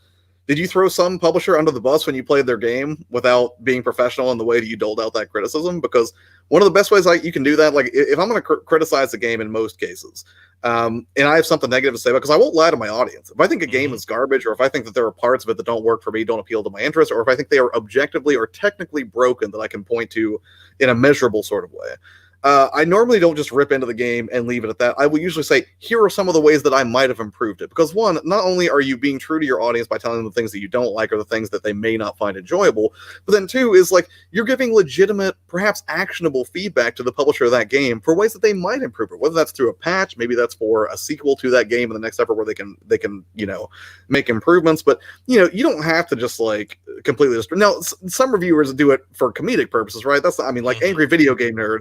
Yeah, this dude's ripping on games that were published like 30 years ago, but that's a little bit different. I'm talking about people who go out of their way to be toxic or to just burn bridges that they haven't even built yet. Yeah. And it kills me because I just, I don't know. I hate to see it because I think some of these people are doing damage to themselves and their brand, and they can't even see it. And it's like, I don't know. It's depressing to see. No, it really is, and one of the things, like, I keep telling people, like, your social media presence, if you're a content creator, you have to understand that when it comes to social media, what you put out there, you can't take back. Yeah. No matter if you delete it, it's always there. It can always be used against you. And I'm not saying you've got to be like a priest or a nun online. I'm just trying to give you guys heads up to say that if you're looking to work in not only the games or tech industry, but just, this can affect you in any other business. Like, maybe it's a job you're trying to go for, and they see how you conduct yourself online. Like, and even if you private your accounts, that doesn't mean that can't get out, because there are ways to get that. It's just conduct yourself in a way as if the best opportunity is right around the corner and can just fall in your lap, Right. and you're ready to take the reins and run with it. Yeah, and that's the thing too, is like I keep my channel as family friendly as I can. I don't go take it to such an extreme that I won't play a game that drops F-bombs, because I like to play what I enjoy, and most people don't freak out as much about video game content, I guess. Mhm. But it's not that I like never curse. It's not that I never have bad days. It's never that there's times where I'm not just incredibly frustrated with somebody online. Those things happen, but I just have enough restraint to not bring it to camera. Right? There's nothing wrong with having a bad day, needing to vent to a close friend. Like, some of you in private chats I've talked to when I've had a bad day or something, popped up that bugs me. The stuff that I would never say on YouTube, like on a camera or something like that. It's not so much that it's disingenuous. It's just like, I think you have to just know your audience and know what you're out to accomplish, and know like there's a time and a place for everything, right? Mm-hmm. Not everything that rolls into my bad days is something that I need to make public knowledge in every video that goes out, right? Maybe if I was like a vlogging or lifestyle type content creator, but that's not really who I am. But yeah, I think that people, like you said, I think they get tripped up on that whole thing, like, oh, I'm just being genuine, I'm just being real with people. Like, you can, but it's like, what's that old joke where it's like, if your wife asks if she looks fat in these pants, like, what are you gonna say? Like, it's not a lie, but you gotta pick your battles, I think. Pick and choose, and choose wisely. Right. So, but and also in the sense of touching on marketing, what are ways that you think are effective ways for a content creator to market themselves, not only to other content creators, but also to like an audience, and ultimately to companies that they would like to either work with or get sponsorships or endorsements with? Like, I kind of want to know, like, what are some of your thoughts? Like, are we talking like tactics or just like general principles? Like, you mean so just advice I would give to another content creator? Okay, so I think the best the best marketing in the world, in my opinion, and I'm paraphrasing here, is just like, give a crap about people. Like, just care. One of the best things you can do, or one of the best ways you can market yourself, is to genuinely care. And I think a lot of people, they get some of that, and what they'll do is they'll be like, oh, you're right, I need to raise exposure for myself, I'm going to go comment on 300 videos and say, hey, come subscribe to me. That's not genuine caring. That's being spammy. If you want to connect with other people in a genuine way, then you have to take in their content and connect with them when you have to actually like it, right?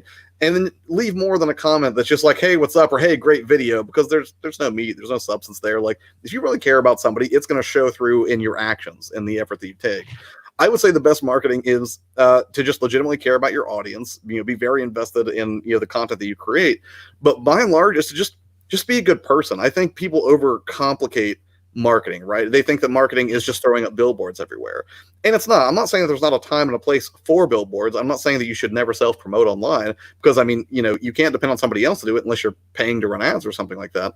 But ultimately, I would say the other thing is, don't make it all about you. Make it about your audience. Think about the things that they're going to enjoy. Again, there's a compromise there, right? Don't take that to the extreme where you're never doing anything that you enjoy and it's just a slog for you. But at the same time, if the only thing you ever do is expect people to care about you and what you create and your views and your opinions, and the only time you ever post on social media is to talk about how awesome you are, you're doing it wrong. Twitter is a cocktail party. It's not a billboard. So if you never say anything, if you never talk to anybody, the only thing you ever say is like, hey, come look at this sweet review I did, you guys. People get sick of it real quick. And at best, you will be a minor annoyance. And at worst, you're going to get blocked or unfollowed, because it just gets tedious. Talk to people. It's social media. Talk to people, engage, get to know some other people, like step outside of your comfort zone, look for collaborative opportunities with other like-minded creators that you respect and admire, like Mekel Kasanova. Hey, but again, and the other thing I don't do, I never really sensationalize. And what I mean by that is, usually, like, when people put stuff out, like, they put like a ton of exclamation points, they're just like, go click this now. Like, and that's like marketing 101, right? You want to have distinct calls to action. And I think there's a lot of merit to that. Like, even in our videos, we say like, hey, make sure you subscribe, and I'll put calls to action in occasionally, but I don't overdo it. I think people are so conditioned to being oversold. And I think that's really on account of, one, like stereotypes, like like the sleazy used car salesman, for example. But then also, as the web kind of grew up and matured, we used to see banner ads everywhere, and pop-ups used to be way worse than they are today. But I think that we're just so conditioned to be advertised to that I think we've just learned to kind of like tune everybody who has anything promotional to say out like white noise. So I think the other thing too is to get more creative with your approach. Like normally what I do, like if I share one of the videos that I've made on Twitter, I don't put a call to action like click here, go subscribe, go check it out right now. Your life's going to end tomorrow. Because I feel like that immediacy is just, I feel like people are just numb to it. So the way I do it is I put out a video and I explain in the text clearly what the value proposition or why I made it. And I might whip like a little joke in there, but I don't even tell people to click on it. It's not that I don't want people to click on. Of course, I want people to click on and engage with the video, but I also know that people's time is valuable. If it does appeal to them, then whatever I've said or whatever's in that thumbnail is going to speak to its own merit. So I don't have to spend extra time and energy convincing you. Like if it's something that resonates with you, you're going to click on it, and I super appreciate that. And if you like it enough, you'll leave a comment, which I love so much. As long as you got something great out of it, or even if you're a troll, I love you too. You make my life better in ways that are different but still palpable. But yeah, I just, the way I see it is my approach to marketing is almost not to market. I'm not saying that I never do any form of advertising. I just keep it as chill as possible all the time because I know that for me, it's super off-putting. Like when you go to a store and it's weird, like I don't know if I can say this, but GameStop's training materials actually even talk about this now, having recently gone through them myself. But it used to be that if you went to a store, any major retailer, you would just get hounded by an associate the second you walk in the store. People don't like that. People have like this personal space, right? And I think that even extends to like their ancillary attention when they're scrolling through a feed of tweets, through Facebook, whatever. And I think the second they see exclamation points and a bunch of imperative statements like, go do this, I think they're just like, nope, and they just push it away. My thing is, if you're seeing what I have to offer, you've probably already looked at my feed or you saw somebody else reply to me on Twitter and you probably look through what I have and you're like, what, this guy seems pretty chill. I want to see if he says anything else that's like funny or interesting or something that might align with my interests. And if so, and you dig it, great. But the other thing too is like, I'm patient. I don't know how long it takes for me to go full-time on YouTube. I may never get there, but I just know that 100% if I stop making content, if I stop trying, that's the only way I'm 100% certain to fail. As long as I'm trying things, there is some percentage that I succeed, and I can live in that space for a very long time. So, when people are like, hey, you're doing that wrong, you should be doing giveaways, you should be doing all this, you should be push yourself, you should have 50,000 subscribers. I'm like, I'd rather do it my own way. I'd rather organically grow my audience. I'm not saying there's anything wrong with being tactical. I'm not saying that you shouldn't optimize for search or keywords or something like that. What I'm saying is I'm not so married to the idea of instant success or shortcuts that I'm willing to start, bashing people 24 hours a day with it. I think you should be making content at scale. I think you should be making a ton of different content on platforms where it's relevant. But at the same time, I don't think you should come off like that used car salesman where it's like, you're just beating the message into people's brains, I guess. No, I agree with you. And I know for me, I'm actually going to touch on the fact of something you said before, like with the identity crisis thing, because I kind of have that myself at times, especially rough. over the last year. It is. It really is. It's really rough. And, for me, I started out just doing unboxing videos, and I did, because I've been on YouTube for about 3.5 years. So like I started off unboxing videos, then reaction videos. Remember when those were the big thing? Yep. Reaction. So I was doing that. And then, I transitioned over to doing the video game reviews. And then, that transitioned, after some drama last year with a bigger YouTuber, it transitioned into me doing podcasts. And then for a while I was just doing podcasts, and then it got to the point where I was like, okay, I'm bored with that. I want to mix something else in. And then I started doing streams, and now I'm back at doing reviews. And it's funny because I have 3 different audiences, and sometimes they do cross correlate, sometimes they don't. But I have taken that approach because I've seen when you try to market, I've seen the metrics of trying to market versus not, right, and just putting it out there. Like when I do promotions for my my podcast, the pinned tweet is usually a snippet of the podcast, right? It's got the thumbnail of the person transition to the video, and then to the podcast logo where you can find it.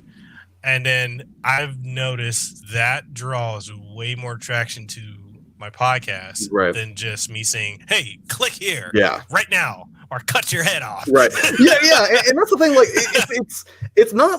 it's not completely unfair. Like, there is data to back up that, like, yes, a call to action will improve click-through rates or the likelihood someone will buy your product or service if you're doing more conventional marketing, like outside of the web.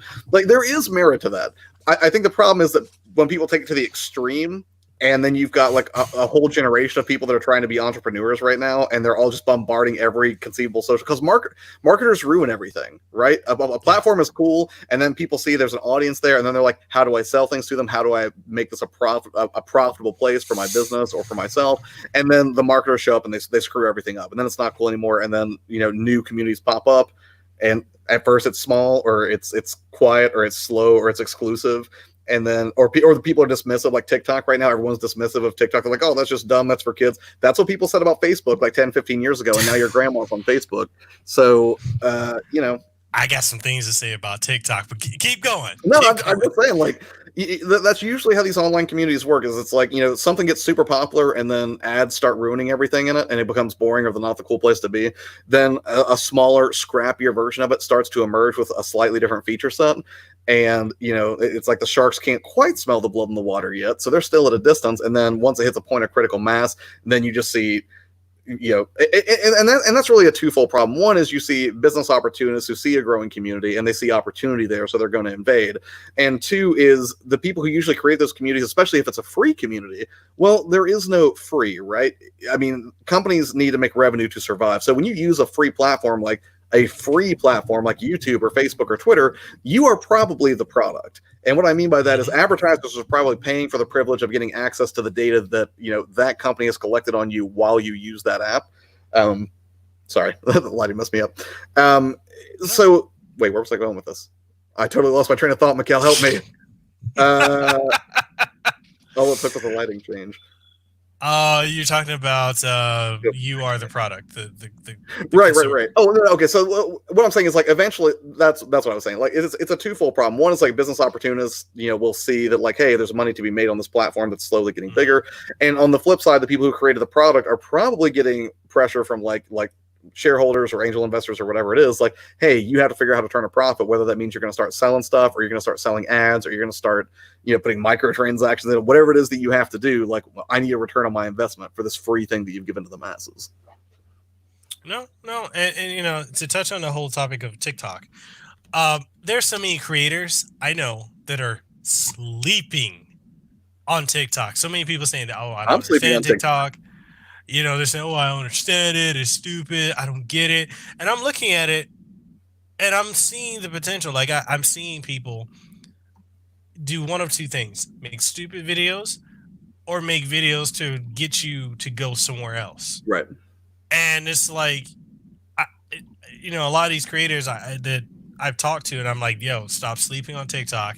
Get one. Start promoting yourself. Whatever. And I tell people, you can put the same 1 minute video that you chop up into 25 seconds in stories, right, on Instagram stories. You can put that same video on TikTok, right, with like a few modifications. Yeah. Like, and that's one of the things, like, when it comes to Gary, I know I keep talking about Gary Vee, but if nobody here is familiar with Gary Vaynerchuk, and you're a serious creative operating in the space, or you're an entrepreneur, you need to be watching him like every day of your life. He's incredible. Yeah. But one of the criticisms he always gets is he talks a lot of like rah theory, like get people pumped up, and not always like super actionable steps.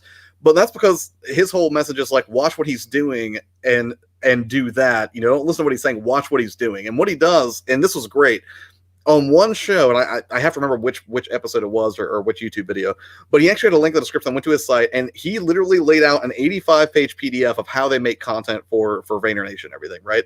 And what they do is they start with a big piece of content, right? Like maybe Gary goes and he gives a talk or something, right? And it's an hour-long thing. They will take that. They will be like, okay, we are going to take these 5 excerpted quotes from his talk and turn those into tweets on Twitter. Or we're going to take these things that he said and we're going to lay them over inspirational imagery to distribute this on Instagram. Or, hey, we're going to take these video clips where he really engaged with the audience and said something funny, and those are going to become short videos that we put out on TikTok. Like platform relevance is a big deal. Like, some people will just assume like because they take an amazing picture and put it out on Twitter, that's not going to have the same impact as if you put that amazing picture on Instagram, where people expect a steady stream of visual content that's usually rooted within like a particular interest, right? So that's when you say like people sleeping on TikTok, I'm sleeping on TikTok because I don't know how to be funny in videos. I don't think. And that's something I'm curious about, because I've created a TikTok account. I followed a few people on TikTok. I don't fully understand the platform, but that's the thing. That's not a good enough excuse. I'm not making excuses for it. I'm just telling it, how it is from my perspective. Because when people are like, oh, well, I don't know how to make good YouTube videos, I don't know how to make stuff for TikTok, go to Google. Figure it out, because every minute you're telling me you can't do something, there's like a 13-year-old in a garage or in a basement somewhere who's just out working you every single day. Yeah. Like, you can tell me like, oh, I just don't know how to do that. And that's fine. If that's your position and that's really going to be the thing that holds you back, you can do that. But don't complain when like the next Logan Paul blows up or whatever off TikTok or something like that. You're like, well, that could have been me. You weren't putting in the work. Like, if you're like, well, I didn't know how, that's fine. If you're comfortable with that, fine. But there's Google. There are other people you can talk to who are thriving. You could hit them up, say, hey, how did you do this? Like, how did you make your text look like this in this video? Or, hey, what have you found to be effective, on Instagram or whatever it is? Like, you've got resources. The world's library is at your fingertips. There are options for you. It's just, it really, that ties into people just lacking initiative, and Right. I think a lot of people have that. And, like I shared on my, my stream last night, I talked about how I didn't know how to use Photoshop or any of that. And then I paid who I thought was a friend to, who they offered to do like my old logo and banner and all that. And they charged me $300. And then I found out how to do it. And I'm like, holy shit, all I had to do was just Google this Right. and figure it out myself. Yeah. And, one of the things like, and I agree with you. If you are a content creator who's serious about this, you need to be following Gary Vee. Yeah.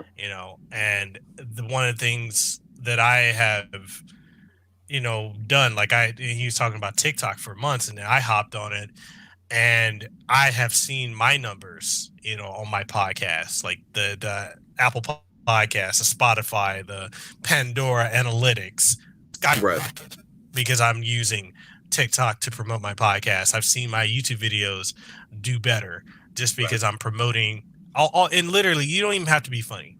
Literally, you can take, like, Josh, if you were to take like a highlight of any of your videos or your live streams and chop it up into a minute, and you could, whatever you wanted to do with it, or if you want to do a montage of those clips, just upload it, and then from there use hashtags, put one trending hashtag. And that's one of the things, like I've talked on a couple of my streams before about, is utilizing a trending hashtag and then something relevant, because the trending one draws eyes to what you're doing. Relevant draws the eyes of people who are looking at what you're talking about, and make sure you got a descriptive post so people can consume it. And it's not, the one thing about content creation I think a lot of people get overwhelmed with and don't get is it's work. You are your marketer. Oh yeah, you're your videographer, you're your agent. Yeah, and that's something else that I would say too. Is like, a lot of people are like, well, I don't know how to do that. Like, okay, well, there's other options. Do you have money? Go pay someone to do it for you. Like, if you don't have money, then it's on you to learn, or to, like, to bribe your buddy who knows how to do that thing with like a free burrito to see if he'll help you out. But short of that, if you've got money, you're like, well, I don't know how to do that. You may never have to learn how to do that. But, start throwing money at the professionals who know what they're doing to help you out. If that's the only thing that's stopping you, is like, oh, I can't pick the right font for this advertisement, go throw some money at the problem. That's an idea. You don't have to sweat the fact that you don't know the perfect proportions of graphical design or graphic design and how to display an ad properly. Like, find somebody who's an expert. Yeah. And one of the other things I want to ask you about is making money as a content creator and Patreon. There's this weird animosity towards content creators for having Patreon, and I find it weird. What's the root of the animosity? Like, what's their position? Well, I've heard some critics, I'm not going to say names and give them publicity, but I've heard some critics state that if you're making YouTube videos, you shouldn't be trying to gouge money out of your audience for whatever. And my thing is, if you're making YouTube videos, if you're relying, okay, I'm gonna go a little raw here. Sure. If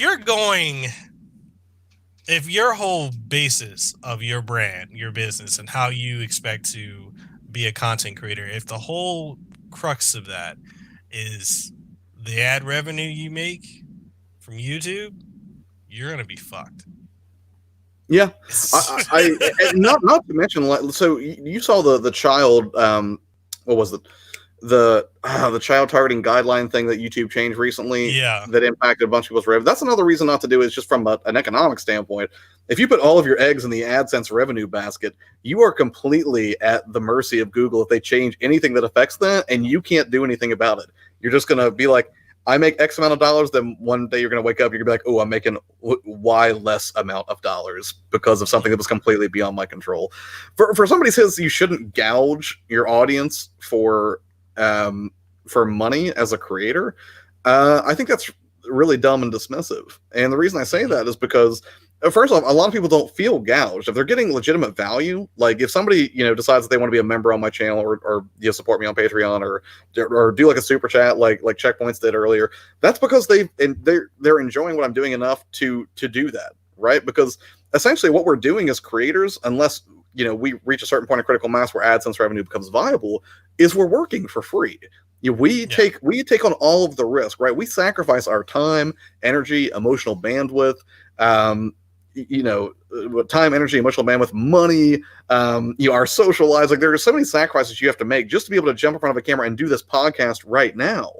That to say like, oh, you just don't deserve to be compensated for that. You shouldn't be gouging people. Get out of here. Shut up. I mean, if you're a critic and the only thing you have to do is to talk about how I should conduct my business, I mean, I'm sorry, but I think that's completely absurd. Like, everybody in almost every creative field finds some way to monetize. And I don't think there's anything wrong with that. No, I think I think you can do monetization in an unethical way. I'm not going to sit here and say that there aren't people out there who don't do shady things in the interest of getting money. But what I'm saying is just the concept that creatives should be paid for their work. I don't even know where you would get that idea. Like, that seems completely absurd to me. Yeah, like why shouldn't people be paid for their work? Like, because this one very vocal critic says that if YouTube is your job, he says that YouTube isn't the job, and that if the only money you should make should be ad revenue, and if you have a Patreon, then you're scamming your audience out of money. And I can't agree with that, because what's the difference between me making content for YouTube and an actor acting in a movie? Yeah, it's a skill. I mean, that just sounds like a really dumb argument to me. I don't understand, if they don't want to give you money, they won't give you money. Nobody's putting a gun to their head, okay? If you've got, a reward system set up for Patreon, although I will say on a side note, I'm actually really dissatisfied with my Patreon right now. I need to make tweaks to the reward system. Not because, I give out stickers and badges and, handwritten thank you notes. Speaking of which, Neo, if you're still in the chat, thank you for becoming a patron recently. I appreciate that. But one of the things I've been bad about is keeping up to date with the content that I said I was going to put on there. So I either need to restructure or get better at providing that content there. But ultimately, I mean, nobody's making people give them money. To me, I think that's really insulting and dismissive to the audience, because it basically says, like, those poor mindless automatons, they had no choice but to give you Patreon money. No, they made the decision. They believed enough in what you did that they offered to support you monetarily so you could get closer to your dream of, in my case, making it full-time and doing it, creating X amount more content or adding Y amount more, quality to those productions. So to say that, people don't deserve to make money off it, or that you're gouging them, I think that's absurd. Well, they call us e-beggars. Yeah. Oh, I have heard the e-begging thing. Now, I think what they're referring to are people like, who was it? Metal Jesus Rocks or Wood Beat 'em Ups, whenever they're like, hey, I had an expense pop up. If you guys wouldn't mind donating. I don't think of that as e-begging necessarily. I mean, because you don't know that person's story, right? They may legitimately be in a bind where you don't know what their financial commitments are. You don't know what their life story is. You don't know if some of these creators don't have like alimony payments. You don't know if they may be struggling with medical bills because a loved one is suffering from some debilitating illness that's also putting a hurt on their ability to not only just stay in the lifestyle to which they've become accustomed, but then also still to keep putting on a happy face for you day in, day out to entertain you when they may be miserable off screen because of something that they're dealing with. I'm sorry, but the whole thing where they're just like, oh, all these creators are e-beggars. All I hear is I'm jealous that I'm not making the bank these people are that I'm accusing, and I just want to, and it's weird because the same person who is making this criticism probably has a YouTube channel, and they're probably hilariously growing their audience off of their basically just throwing shade at other creators. Yep. All right, well, if you care that much, then, don't do the same thing that they are. If you really feel that's right, just put it on a blog or something, or go put it on a podcast or someplace where it's not as visible. But they don't want to do that because they're in the game for the same reason that a lot of people are. They want to find some measure of success in some way. What drives that is a matter of debate. Like, for some people, it is very altruistic. For some people, it's very selfish. But, whatever the motivation is to say, like, oh, they shouldn't be allowed to make money. I mean, granted, it would be better if it was done ethically in an altruistic way. But, yeah, that just bugged me. All I can think of is like who was it? Teddy Roosevelt's speech, "The Man in the Arena." Like, I have very little respect for critics that are just like, "Wow, YouTubers aren't real and they don't deserve to make money." Like, I don't know. It's just. I mean, I've gotten criticisms recently because I do promote my Patreon. Yeah. And I've shared it before, and I'm like, look at the podcast, look at the stuff I put out. I do feel like I should be compensated in some way if people find enjoyment in it, or if they want certain specific things to, increase production values or certain things like that. Like, here you can join it, and it's all optional. My content is free, but if you want to support, then you can support. Right. It's completely up to you. Like, you're not gating your content. You're not saying you can't watch the podcast unless you pay me $12. And even if you did, good for you, because you know what, the marketplace will prove whether or not it's viable. If you do that, it's like the New York Times, or when they were like, hey, you can't read our articles unless you pay me $15. Like, I'll go literally anywhere else to get what I need then. But some consumers are like, I like the voice of the New York Times. Like, I will pay that $12 or whatever it is to get past the content gate on the website. It's whenever people talk about, I don't deal in theoretical. Okay, I'm sorry, I don't deal in this hypothetical like, well, this is how it should be. I work with what is, and what is a capitalist system where people can basically decide with their wallet whether or not something is worth it, and then companies, individuals, proprietors will live or die by what the marketplace thinks. Yeah. It's not the best system in the world, but I think it's one of the best ones we got. Any game you name says people left my stream yesterday because I talked about money, which is true.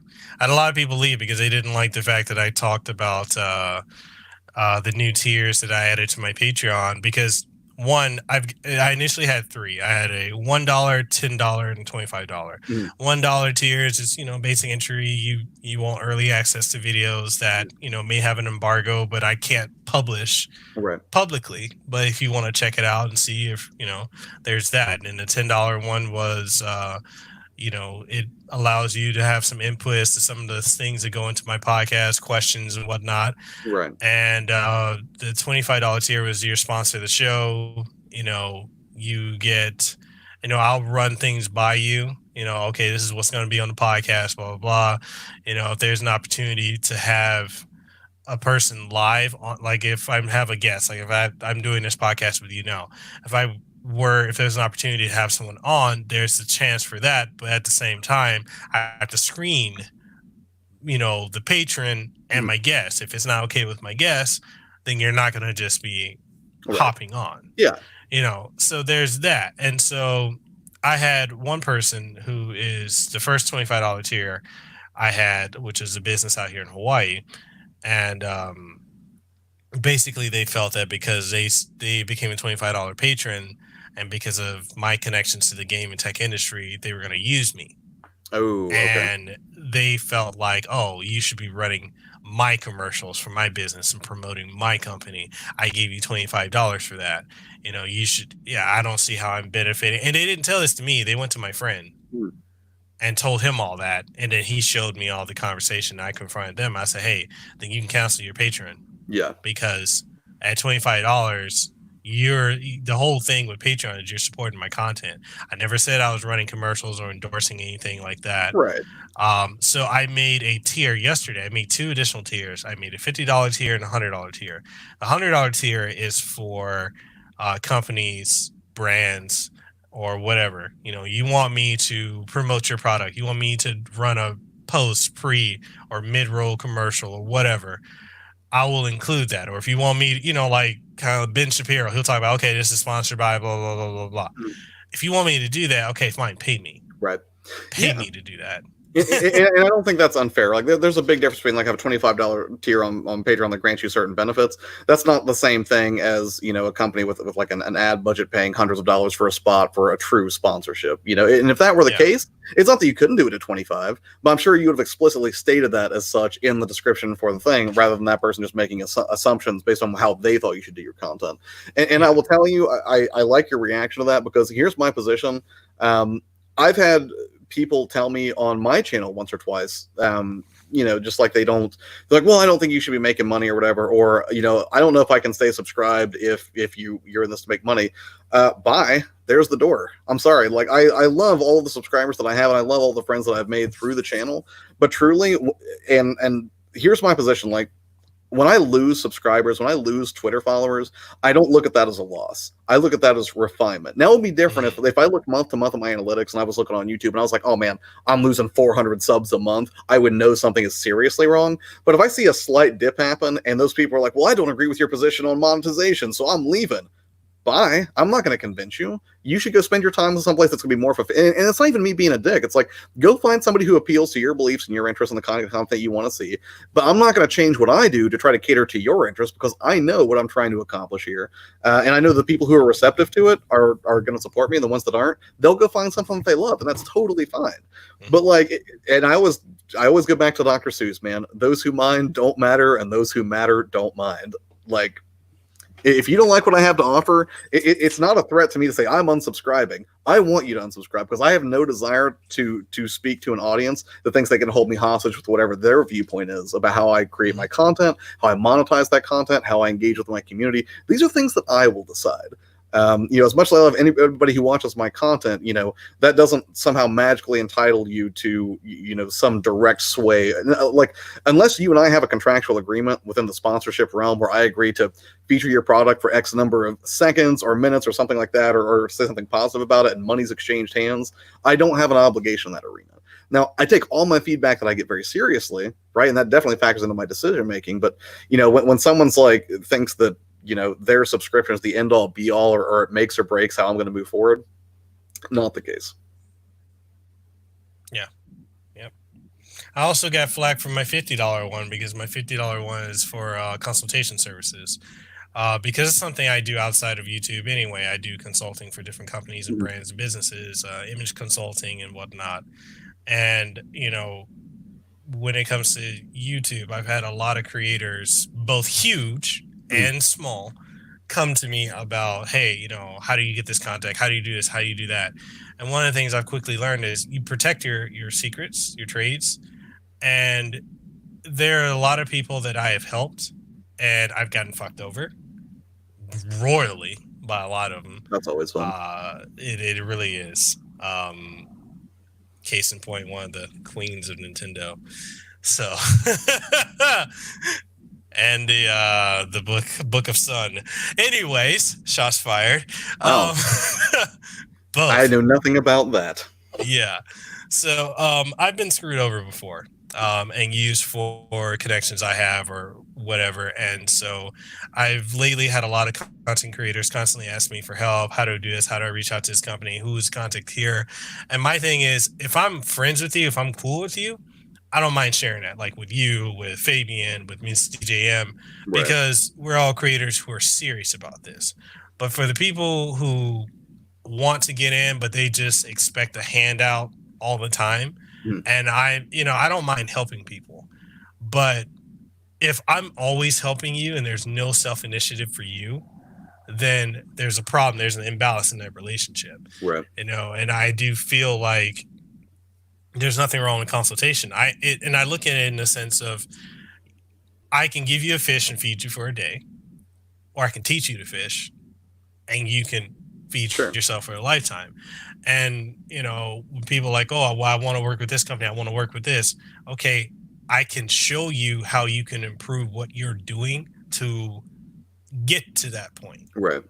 But I'm not guaranteeing you success. Like if people sign up for that tier and I work with them one-on-one, and I think other people have to understand your time is money, especially when you're not working a day job anymore. Your time. So, you know, that's just one of the things. Like I got some flack from people for that. Like, oh, no one's going to sign up. I'm like, well, you never know. I never thought I was going to have 6 Patreons. I never thought I was going to get over $50 on Patreon, but, you know, I provide something that people find quality and value out of. So, yeah.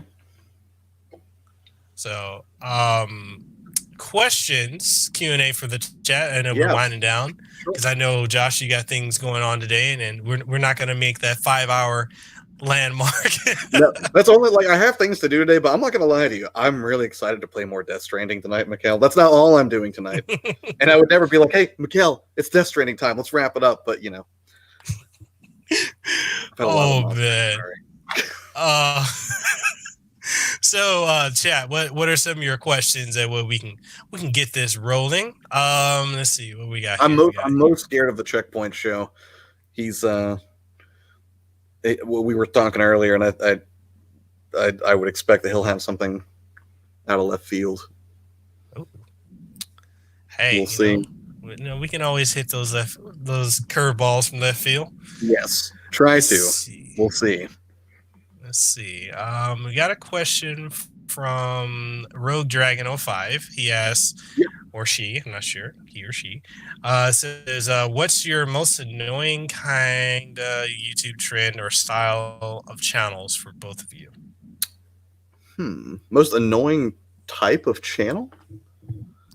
Trend or style of channels. Trend. That's hard to say. I mean, there's really not a lot of. I don't look at a lot of YouTube channels and think like, oh, that's super annoying. I mean, because usually like format doesn't really matter to me. Like if it's good content, I don't really care what the. I'm trying to think if there's anything that really bugs me or that annoys me. I will say reaction videos can bug me when the reaction's not genuine. Like I think some people just saw a lot of like, you know, that you could get a lot of attention with reactions. Or I guess I'll tell you what, I don't like low effort content. I don't like that. And I don't mean like if you're just talking to a camera in like a dimly lit room or something, that's low effort. No, it can be high effort to come up with like talking points or to say something that's helpful. Like I'm big on content value over production value. But I know some people will do extremely low effort content. And I mean, if it's working for them, like good for them, I guess. But generally, it's just not something that I could ever do. Like what's a good example like low effort content? I have an example while you're thinking. Yeah. I cannot stand Switch channels. And I'm going to paraphrase that. Oh my god. Wait. No. Let me get more detailed about it. You continue. That was weird. that was shock value. Yeah. It got your attention. 0 to 100 real quick. I was like, the whole thing. Okay. I can't the channels I can't stand are the channels that brand themselves fully around the Switch. What? Because what happens when the Switch isn't around anymore? Well, where do you go from there? They'll pivot. But most people I've seen don't know how to pivot. They got their rise, that wave of success. But that doesn't explain to me why that annoys you though. Whether or not they succeed in pivoting, can't they make great Switch content on their channel as it exists today? Most do. I mean, some don't. I think you're right, and I think that it could be limiting, right? If you marry yourself to that platform, and then you know Nintendo comes out with something new, like maybe it would be hard to make that transition if some people aren't ready to move away from the Switch yet. But yeah, sorry, I'm biased towards the Switch. Okay, that struck a nerve, Mekel. I love my. It's okay.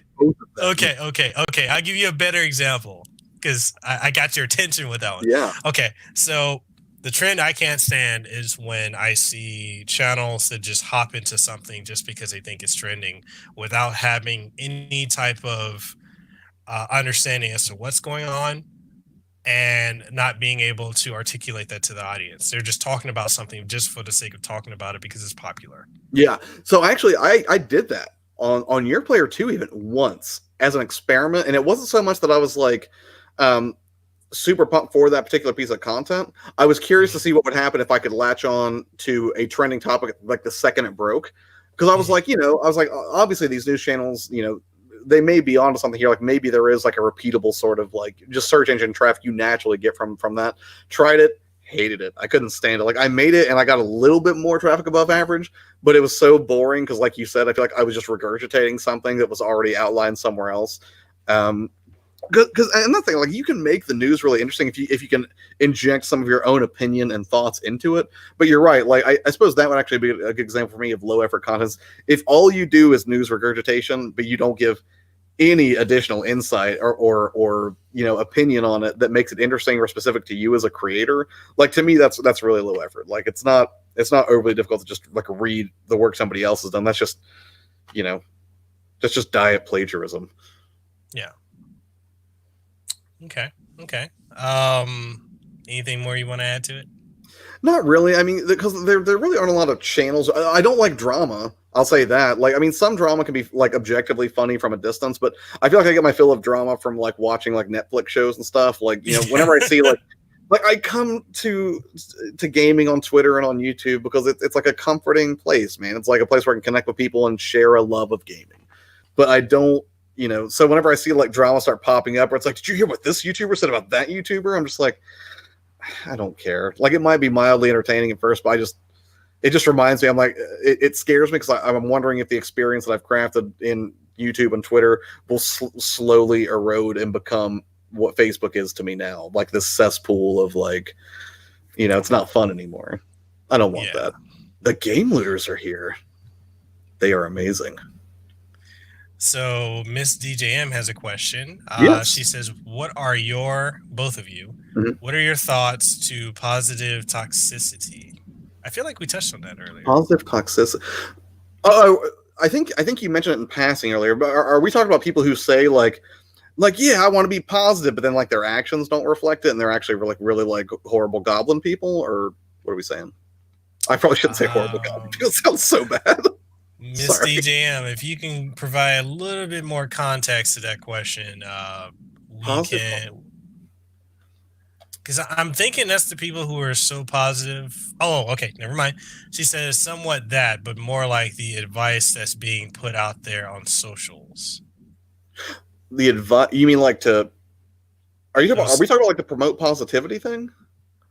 Like, yeah, that's what I'm thinking too. Those people who are the retro gaming community, and I think that's a good thing.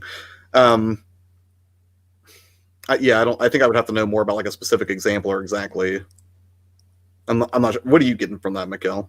Help me out here. So one of the things I'm assuming maybe she's talking about the people that are obnoxiously positive in a sense where it doesn't seem genuine. It seems like they're putting on a face for attention. Like what's that guy, Mr. Japan? He's kind of annoying with that. Possibly that's why I'm assuming she's getting at. Advice being put out there, don't let your numbers get you down. It gets better. I can't be mad. I am those people, Miss DJM. So like of course I'm not gonna say like those people are garbage. I am that annoyingly positive person. I'm sorry to burst your bubble, but it's true. But then again, let me add some rationale to that so it doesn't just come off like a cliche platitude, because that's probably why you find it so annoying. Like when I say don't worry about the numbers, it gets better, I think a lot of people are just really impatient, right? I think some people expect they're going to dive into YouTube or something and it's going to be like overnight success, or maybe they're even being a little bit more liberal with their expectations, and they're like, you know what, maybe it will take me a year or two, but like for some of these people, it's going to take like 5 years, 10 years, or it's not going to happen at all. But I am truly a believer. Like, this is not disingenuous. This is not me just being like, hey, you go get him, champ. While secretly I'm like, that person has no shot.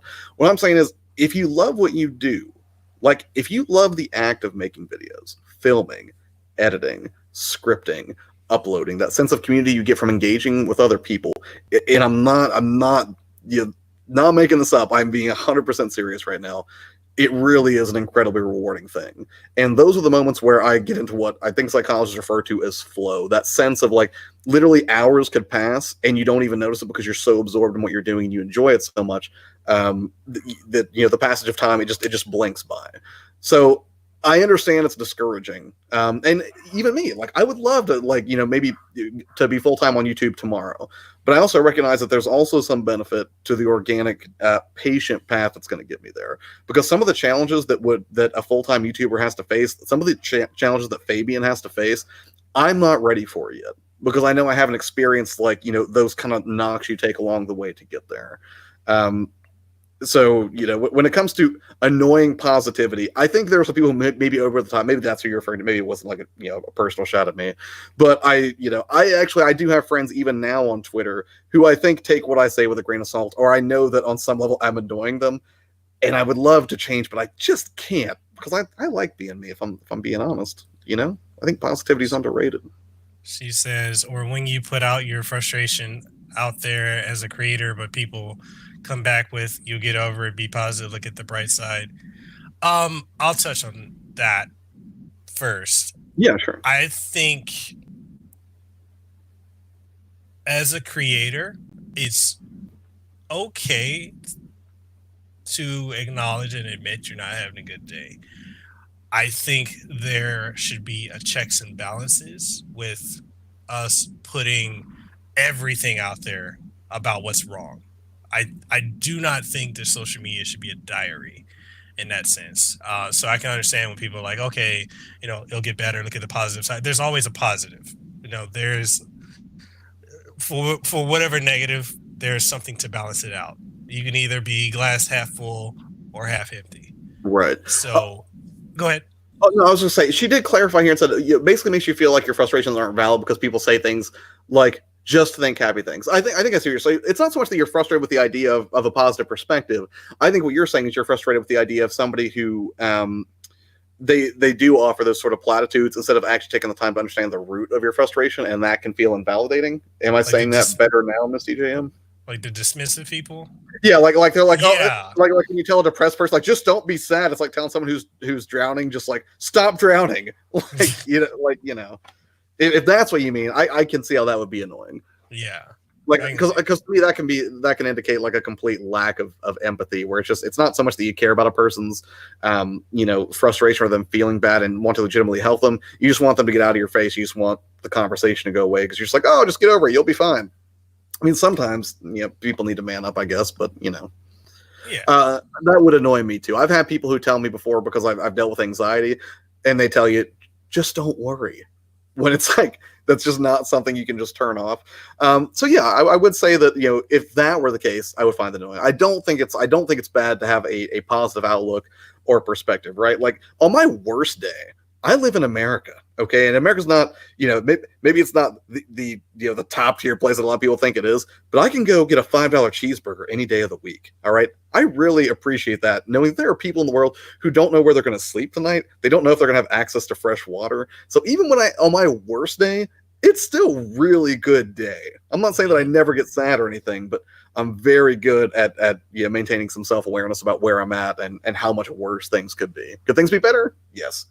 But it could get way worse. She says, I see Twitter filled with people frustrated and looking for advice or feedback, but they're replied with that positive crap.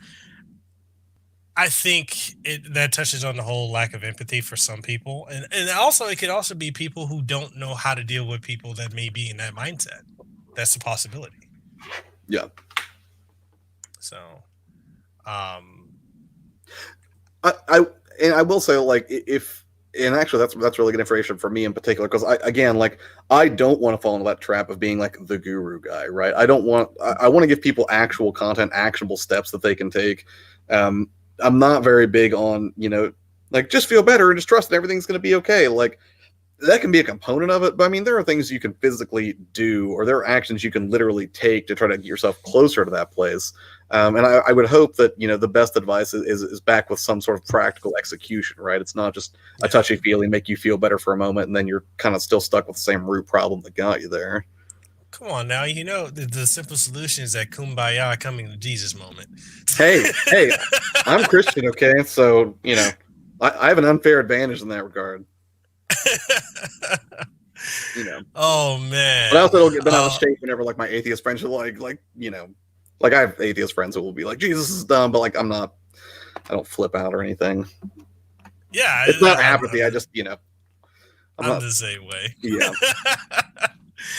All right, Gaming Mysterios asked, Miss DJM has one final point. I think it's a final point, but she says, it doesn't have to be a final point. You can keep asking. But she says, also something I personally find to be positive toxicity is those who post things, clout chasing messages saying, here's way to support without spending money. Oh. Yeah, I think I know what she's saying. I will tell you that does annoy me because what bothers me, and this is not even like a good feel, sort of just positive, like cotton candy kind of platitude that you're talking about, Miss DJM. I think there are people who prey on smaller YouTubers and try to leverage them for their own ends, and I think it's really transparent. I think it's really gross. It's. I think there are people out there who you can tell they don't truly care about smaller creators. They don't really care about just other creators, period. But then they'll tag like a million people when they do something nice.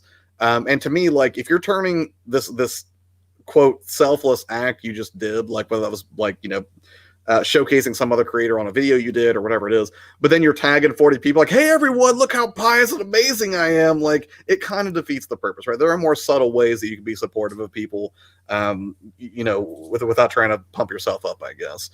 Sometimes that's unavoidable, and sometimes even if you have the best intentions, you may not be meaning to do that, but you're still going to get targeted for it. People are going to be like, well, he's just doing that to make himself look good. Like, I guess the long story short, you can never please everybody. It doesn't matter how well-intentioned you are, how earnest those intentions are. People are always going to interpret. Like, I read something the other day that really made me think. It like blew my mind, Mekel, and it was like, every time you go to sleep at night, everybody you talk to that day knows a different version of you. Like, you think of yourself one way, but if you met 50 people that day, there are 50 different Mekels in their head, like across all of those different people. It's sad but true. You're never going to perfectly curate yourself to appeal to everybody. Yeah, it's 99% of people out there. I'm an asshole, and I'm like, thank you. I've never gotten that impression. No, a lot of people think that about me. I've been told that directly by people constantly, and I'm like, why, thank you. I'm doing my job. You're thinking about me.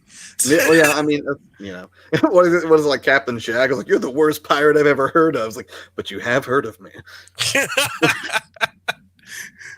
So, Gaming Mysterio, hopefully I'm saying that correctly, says, what's good advice for someone who's making content but gets no viewership?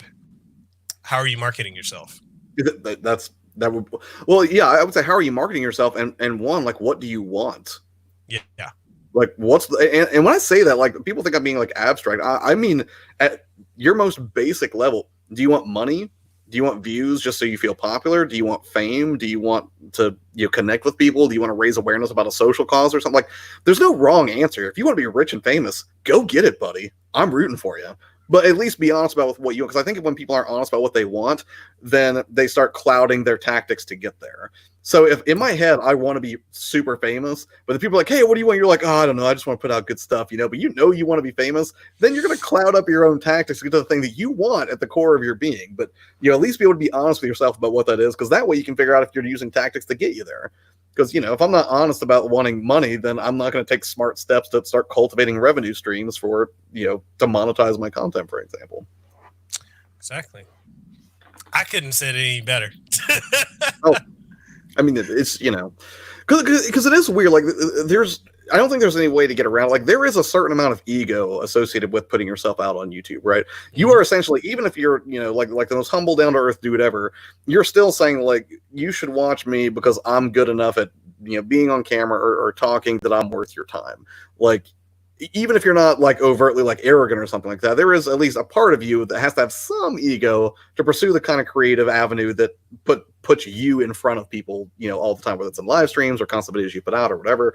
But again, I think it all comes down to like how you conduct yourself, right? I mean, there's confidence and then there's arrogance, right? There's people who are having a bad day and there are people who are in a complete state of despair. And I think there are very thin lines between, you know, some of those conditions you can find yourself in. He says, no marketing, to be honest, just putting stuff and going from there. Well, then that's the problem. Yeah. I mean, I start telling relevant people about what you're making. Yeah. You know, like if you're running a gardening channel, this is probably not the right avenue for it. But, you know, if you like have a gaming channel, go find other gamers, man. Like go find subreddits where people are talking about games, engage with them, but don't expect anything. And if you have something you can contribute to the conversation that was your creation, then go for it. If you have a channel in a particular genre or a particular niche, I should say, you know, go find 15 other channels that you love and admire and start genuinely connecting with people. Don't promote. Don't go to another channel and be like, hey, you know what? This is a cool video. You know, I have a cool video over here, because that's going to make you look like a jerk.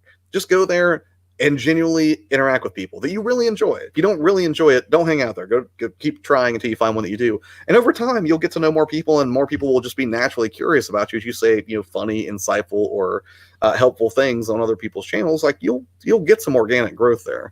It's not fast, it's not flashy, but it's fulfilling. And I would say it's a better long-term strategy than just like running into people's channels, being like, go subscribe to me. Don't do that. Everyone hates that guy. Yeah. And also to touch on that with something I've noticed too, just because if you grow, like your viewership to your audience size is never going to be in parity. Right. So there's that. But definitely figure out what it is that you want, because like my friend Chris Van Vliet says, vague goals get vague results. Yeah, that's true. Checkpoints Show has a question. Says, when you guys are feeling low and have no motivation to make a video, how would you go about getting that motivation back, i.e. feeling like your channel isn't making a big enough splash that you want? I fold socks. I'm not kidding. I'm dead serious. When I'm down in the dumps and things don't feel right and I don't have motivation, I take the smallest possible action I can find, because motivation, people get it backwards. You don't get motivated to take action. You get motivation after you take the action. So I just start as small as humanly possible and let momentum build. Sometimes that action is just like throwing away that empty can of Monster that's been on my desk for 3 weeks. I'll leave it there for 3 weeks, but too long for a 35-year-old man. You need to get sponsored by Monster by now. I know, right? Like when I'm feeling down the dumps, checkpoints, I grab a nice cold Monster. But no, like that's usually what I do, because the other struggle that I have with the live format is the live format. It doesn't wait on you. You have to be there and you have to be present. I can't pre-record 8 live stream videos the way I could pre-record like 8 video game reviews and let those roll out. And if I'm having a bad day, let the content roll anyways, where I look super happy on the video. If you're having a rough day and you got to go live, that's tough. And you know, some people are more prone to those episodes than others.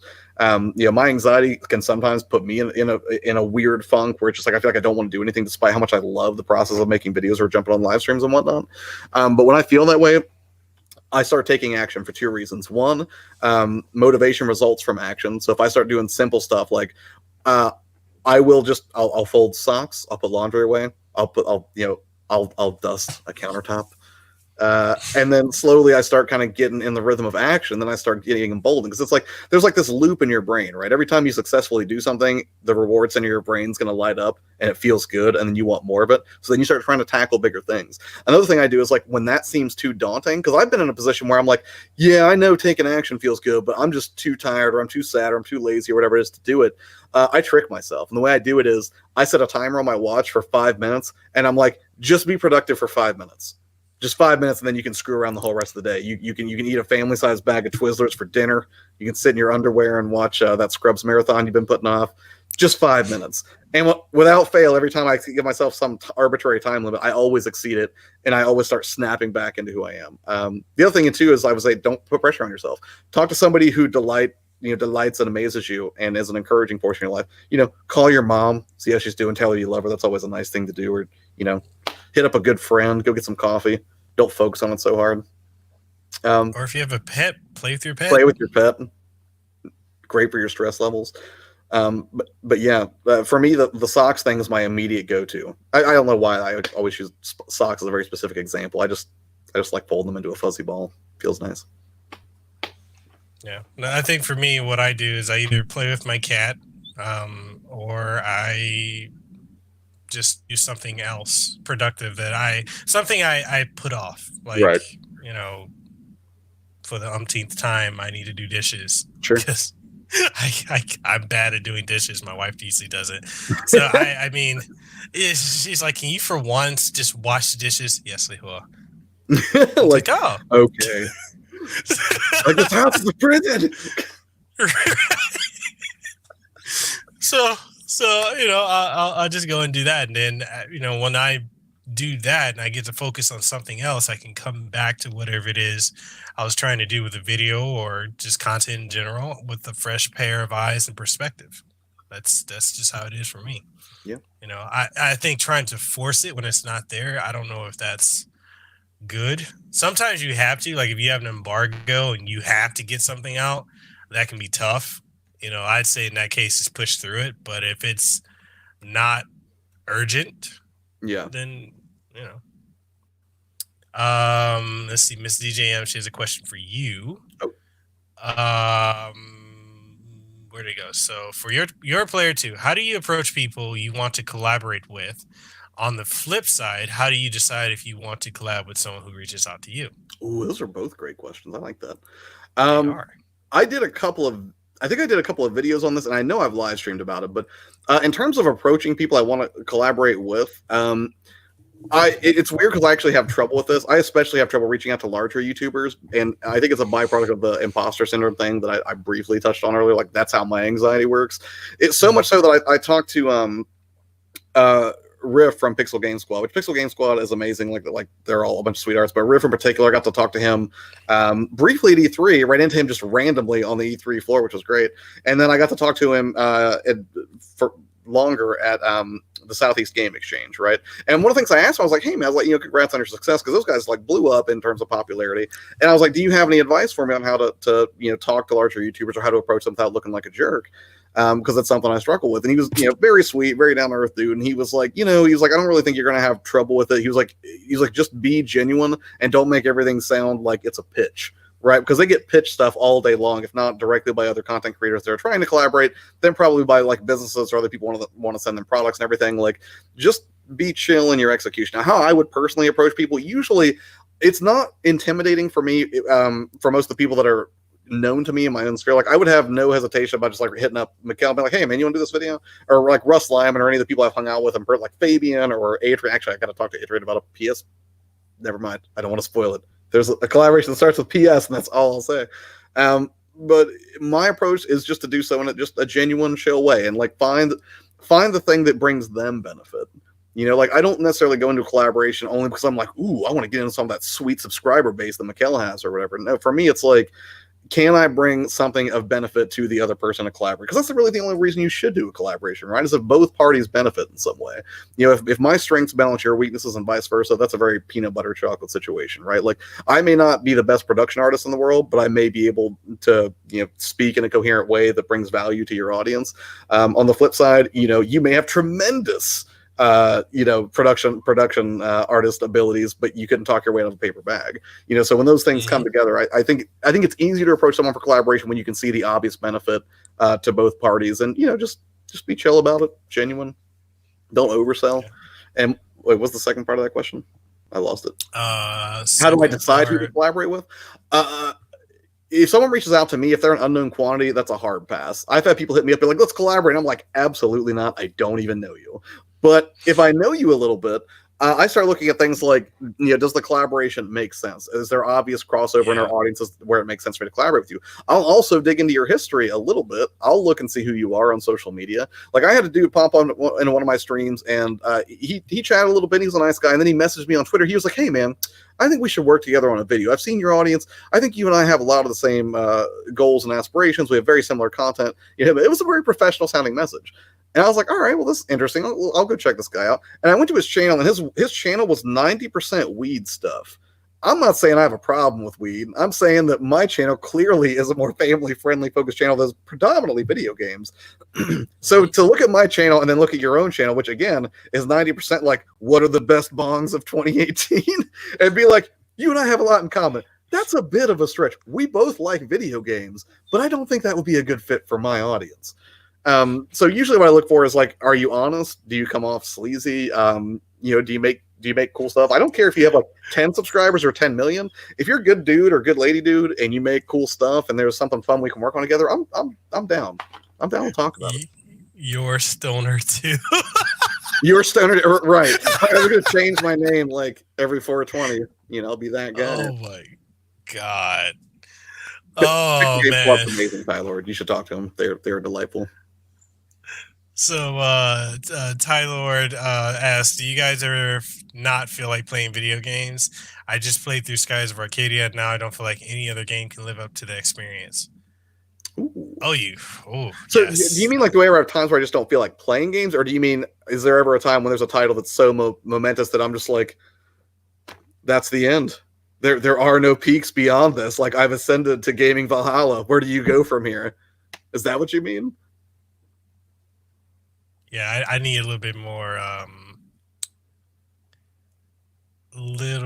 context. Oh, the ladder? Okay. The ladder. I'll tell you. Normally I would say no, because there's always new adventures to explore, right?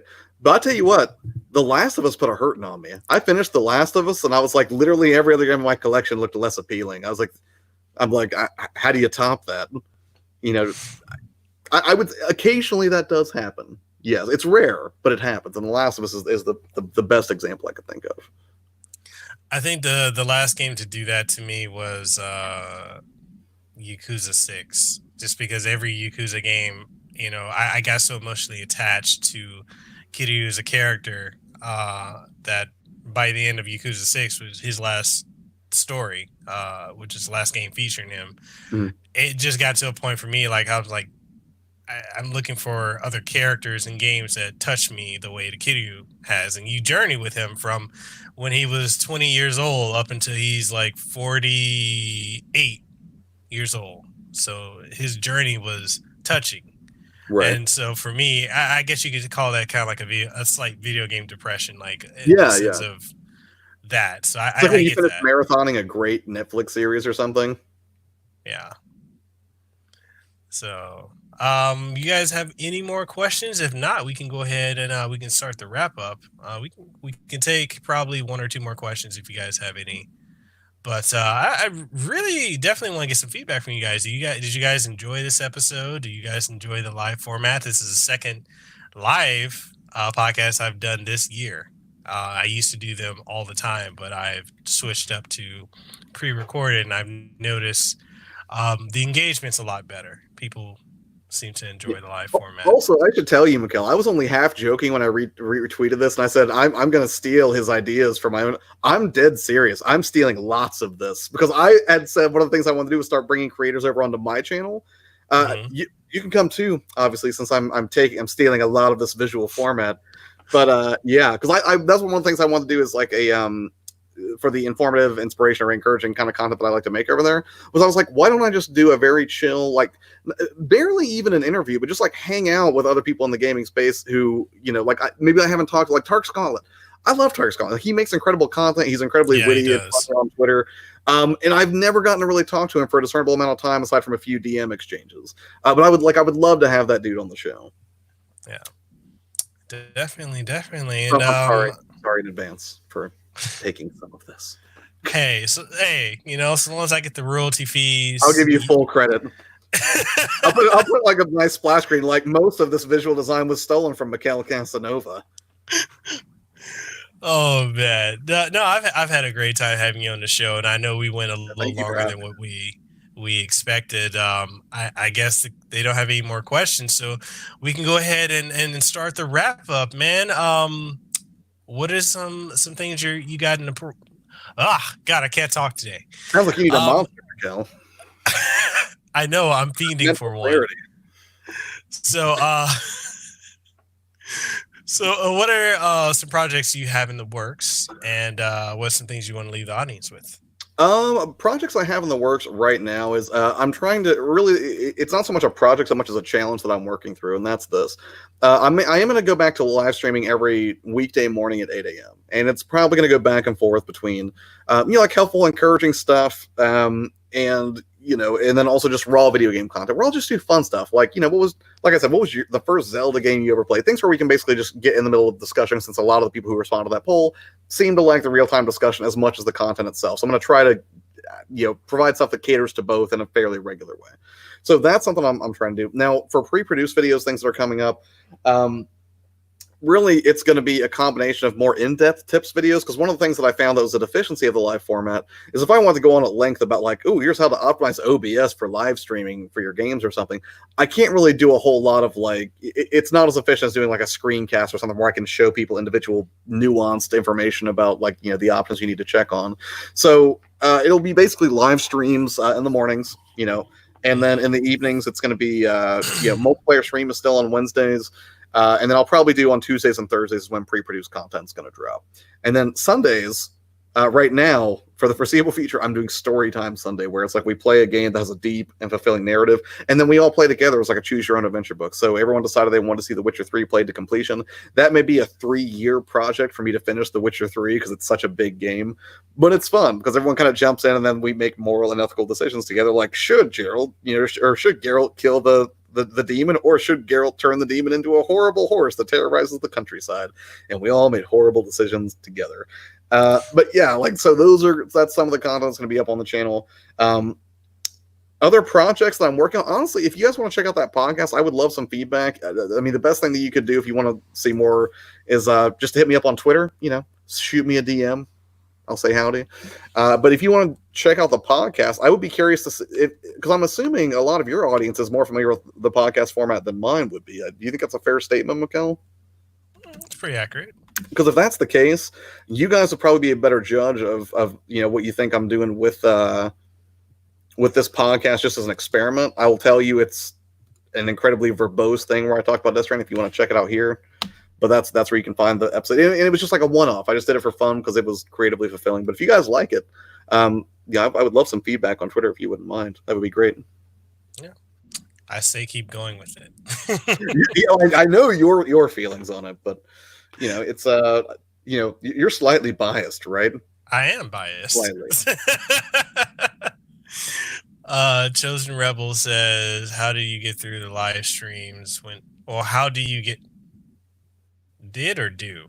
I'm not sure if that's you mean early on, like how did I stream when the view count wasn't as high? Like there's a video on my channel called How to Stream When Nobody's Watching, which has some tips specifically to that scenario. But I will tell you just off the top of my head personally,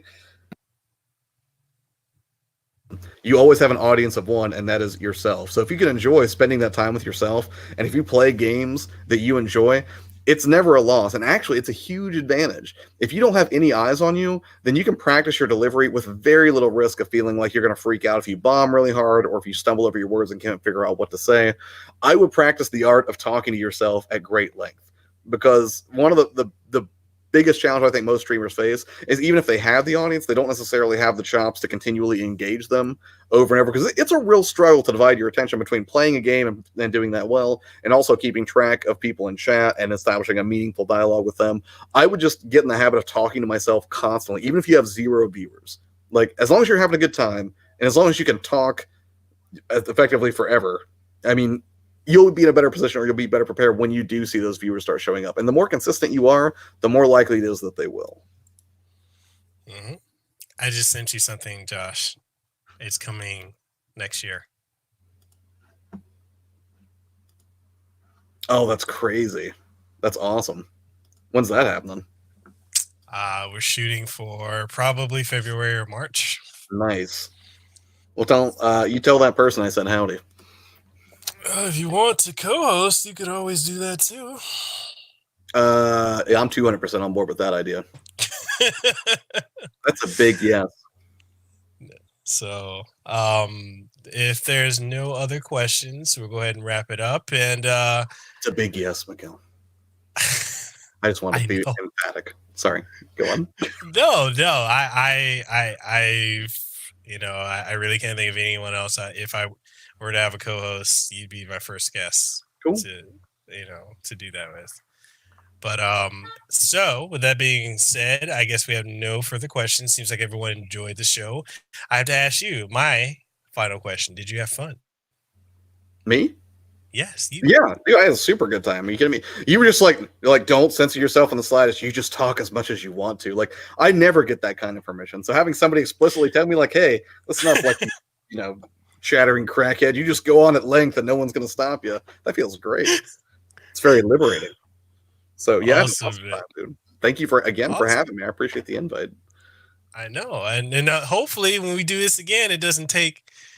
It's the same thing I said to Fabian. It took me and Fabian over a year to get this going. I know for you and I, this has taken what, like 2 months, 3 months, at least. 3. Yeah. Well, I feel like was it before or a little after E3 we started talking about it? I think we touched on it briefly, like around the time of E3, but then it's just my work schedule is like really weird anyways, because again, it's like I don't want to commit to it, and then in the middle of it have to jump off our work call or something. But the important thing is we made it happen, and it's been a great time, man. I appreciate it. All right, and then tell people where they can find you on the social medias, which also people is available in the link down below.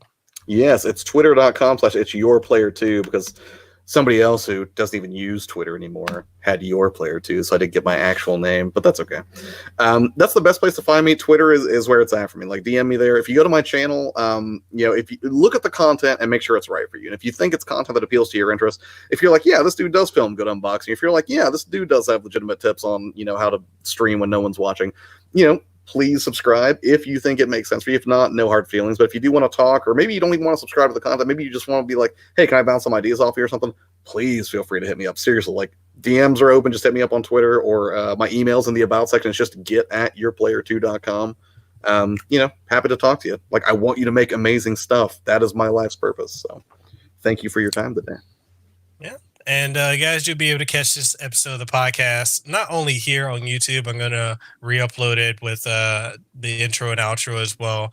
But you can also catch this on several outlets. You can also see it this right here. I know when I did this with Fabian, I'm like, oh, where am I at again? And it's right in front of me.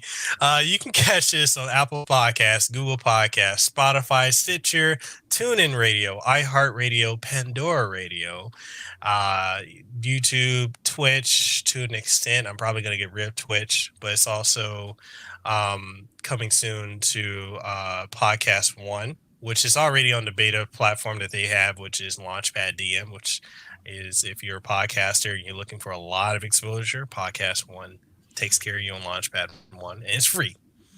And we're coming soon to Sirius XM Radio. We're going to have a weekly syndicated show on there. And so with that being said, if you enjoyed the podcast, leave a like, comment, rate it on Apple Podcasts. If you haven't, I please thank you guys to do that. Please do that, because it's really hard as a podcaster. Your value as a podcaster is really based around the engagement of the audience. If you really enjoy it, please leave a rating.